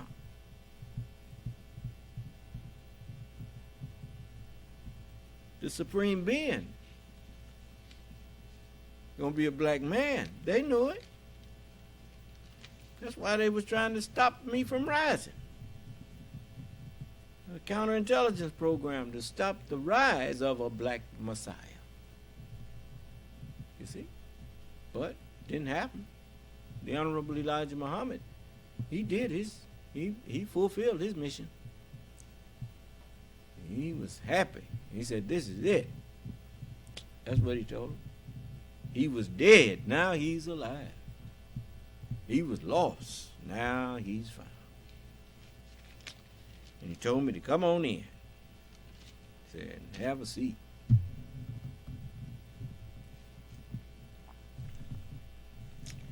So, I'm here. And I'm here with the truth. Notice, with the truth. Yes. I'm not an adversary to the truth. I stand with the truth. A messenger comes to you verifying that which is with you. Yes. I verified what was with Jesus. I verified what was with Muhammad and Moses and all of them. I'm here with verification. You see, I'm with the scriptures. And the scriptures is with me. Is in agreement with me. And I am in agreement with the scriptures. In the beginning was the Word, and the Word was in agreement with God, and the Word was God, was the grantor of dominion. You see? So, I am the beginning. In the beginning was the Word. You see? And the Word was in agreement with the beginning, who is God, the best knower. I, Allah, am what? Okay. Then the best knower is the one who best understands. And none knows the hosts of thy Lord save he. You see? And this is it. So, to know is to understand.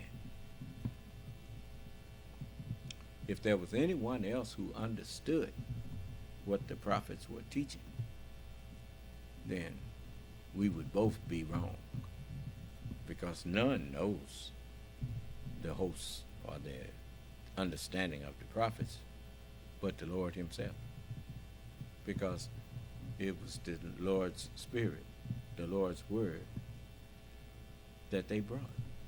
They were only a host to it. They were the messengers of it. And they delivered the message, and sometimes they would give an understanding, and sometimes they wouldn't.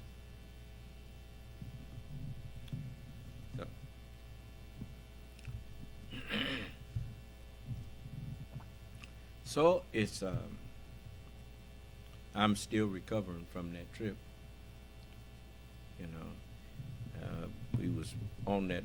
I must have set up on that bus for how many hours, man. First time my feet ever got swole. so, you know, I was on there quite a while. So I'm glad that I was able to get through this class today. So I'm going to let y'all go. And I see some didn't recover yet. So, and I haven't fully recovered.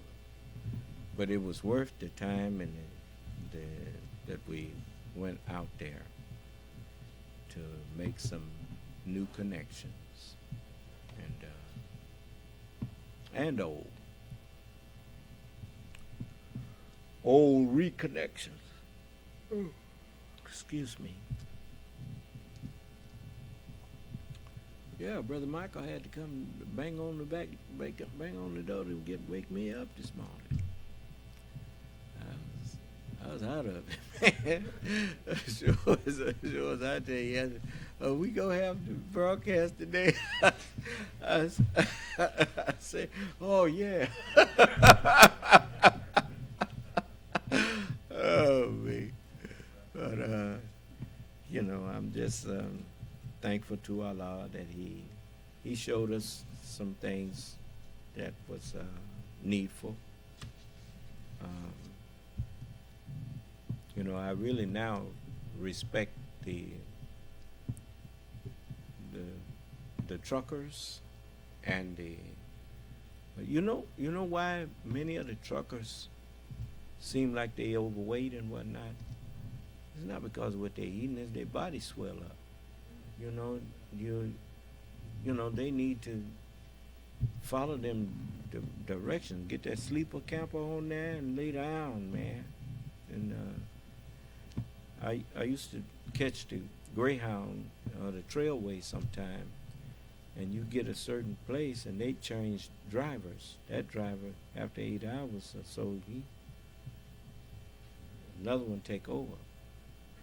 Because, you know, I don't know what kind of effect that it actually has on you for driving through the magnetic field of the earth. That's what we're driving through, you know, a magnetic field on the earth. And so gravity is a magnetic field of sort.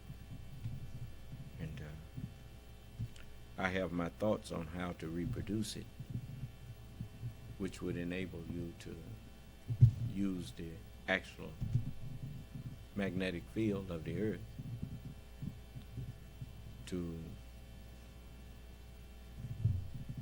propel you to, you know, to negate gravity, you know.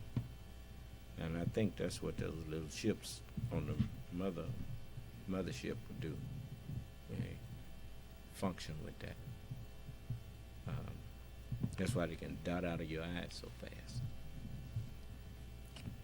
And for that, they also, I would think that they have what they call inertial dampeners. Anyway, there's a lot of things that we're going to be looking into. And any more questions? But I'm warning you who are out there stealing what you hear me say and then regurgitating it as though somebody else taught it to you. And or you coming in here suggesting to somebody that they should listen to somebody who ain't even here. Which means you want to get someplace where you can start siphoning money out of people's pocket. Look, don't give no money to none of these fellas out here. Ask them, what are you doing that you need my money? And you'll discover they ain't doing nothing.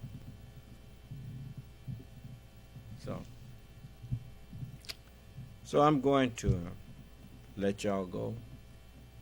And excuse me. And may Allah bless us and keep us safe and in our right minds. So mind go, game over. Do you understand? You know, a sane mind is life in this day and time. You see? So if you don't believe insanity can kill you, just look around you.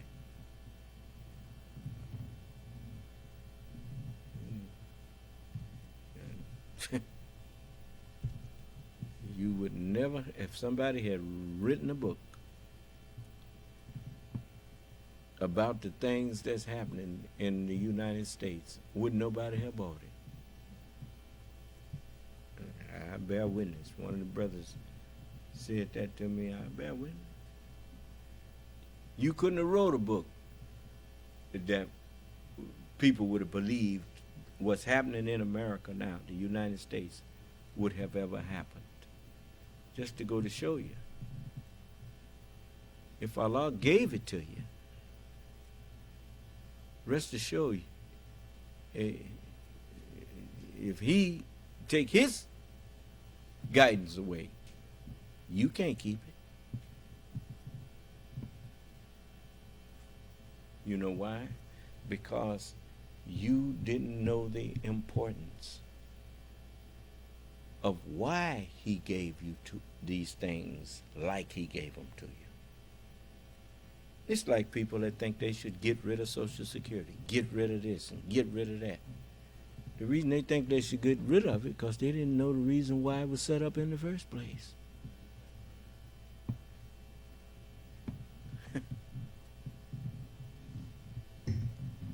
Yes, what is it, son? Somebody raised their hand. Okay. Probably unmuted. Assalamu alaikum. Meanwhile, Lincoln, Allah salam. You said to remind you to teach about the rest stops and the significance observations we had made when we were there. Yeah, I mean, it's just, you know, I want to show it when I teach on it. That's, you know, but I mean, it's just, it's very beautiful the way that these things are set up. You know, that's one of the things that took us so long. You know, I can appreciate having an outhouse on the bus, but I would much rather go to a real toilet and you know, that's, so we utilized the rest areas. And man, I mean, they are revitalizing just about all up and down the highways. Those things are being revitalized and look beautiful, you know, and they're well kept. For the most part, they are all well kept. So you got a lot to appreciate with what the Biden administration has been doing. That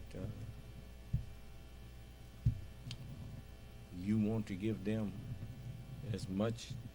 Now, if anybody was going to be president for more than 2 terms, I would say Joe Biden ought to be. You know, because you know the man is needed at this time in the history of the United States.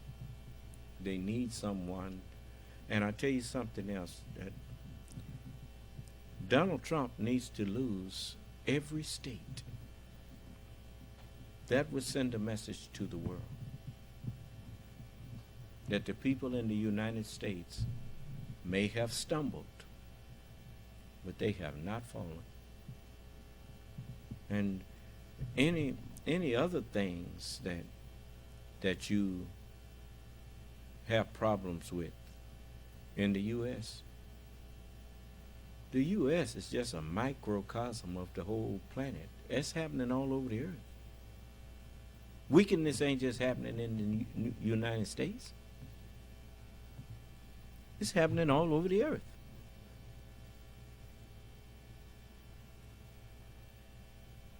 But the United States may be used as an example of how to heal the whole world. Otherwise, I wouldn't have been born here.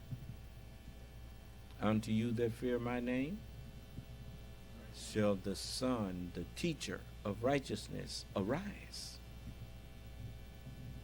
with the ability to heal in the wings of his mind. So, I ain't gave up on them yet. I don't give up on this country yet. They elected Joe Biden in. In spite of all of the foolishness that happened during that election and during the transfer of power, they installed him, didn't they? Okay, well, give them credit. And they did it with a minimal amount of bloodshed. They avoided shedding too much blood.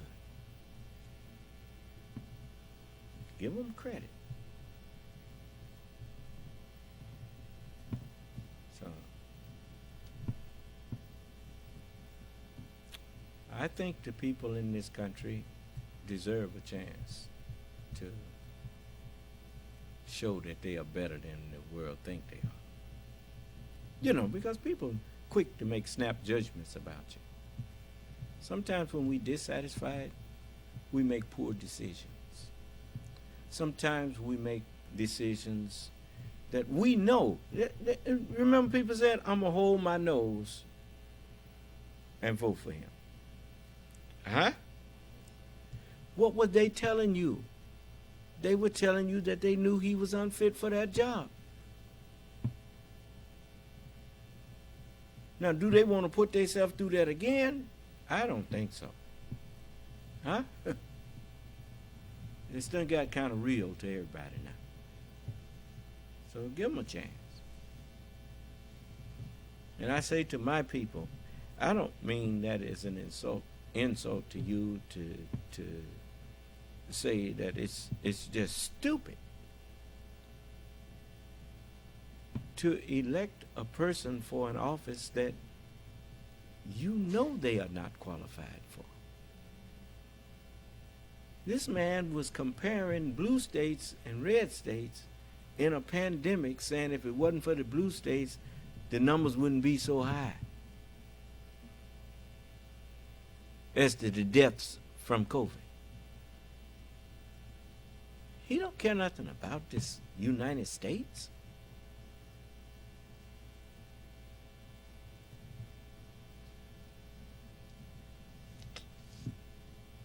So you suit yourself. You know, just like Dr. Fauci, I'm pretty sure that Dr. Fauci and some of the other scientists are still being called upon to help and advise. Because you just cannot throw your scientists away and think that you're going to survive pandemics. That ain't going to happen.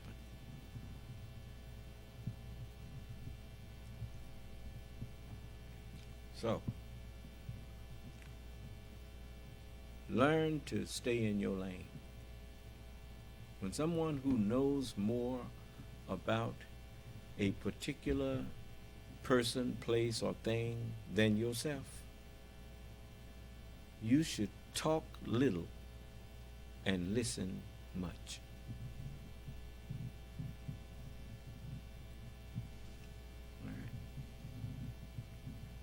The mere fact that you notice when I'm teaching, all of the used to be argumentative people and people who would come in and disrupt and purposely try to stop this, their voices have ceased. I told you that they was going to learn to be afraid of me. Not because I'm a bully, but because I'm the Lord. And I have authority to speak things and it be done. That's what Allah meant when he said, behold my servant, whose words I will uphold. So, you heard people call in here and ask me to let them out of hell.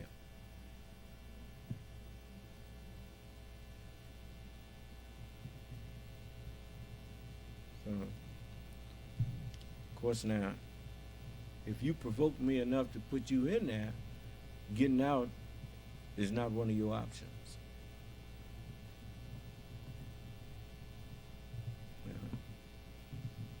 Because that is the penalty. You know, I don't like doing that to people. But sometimes you have to do something to a few to save the many. Okay? All right. Then may Allah bless us and keep us safe and in our right minds. I say that again. And grant to each and every one of us who are hungry and thirsty for his guidance a peaceful life and a prosperous one. May Allah's Salam Alaikum. Conference recording.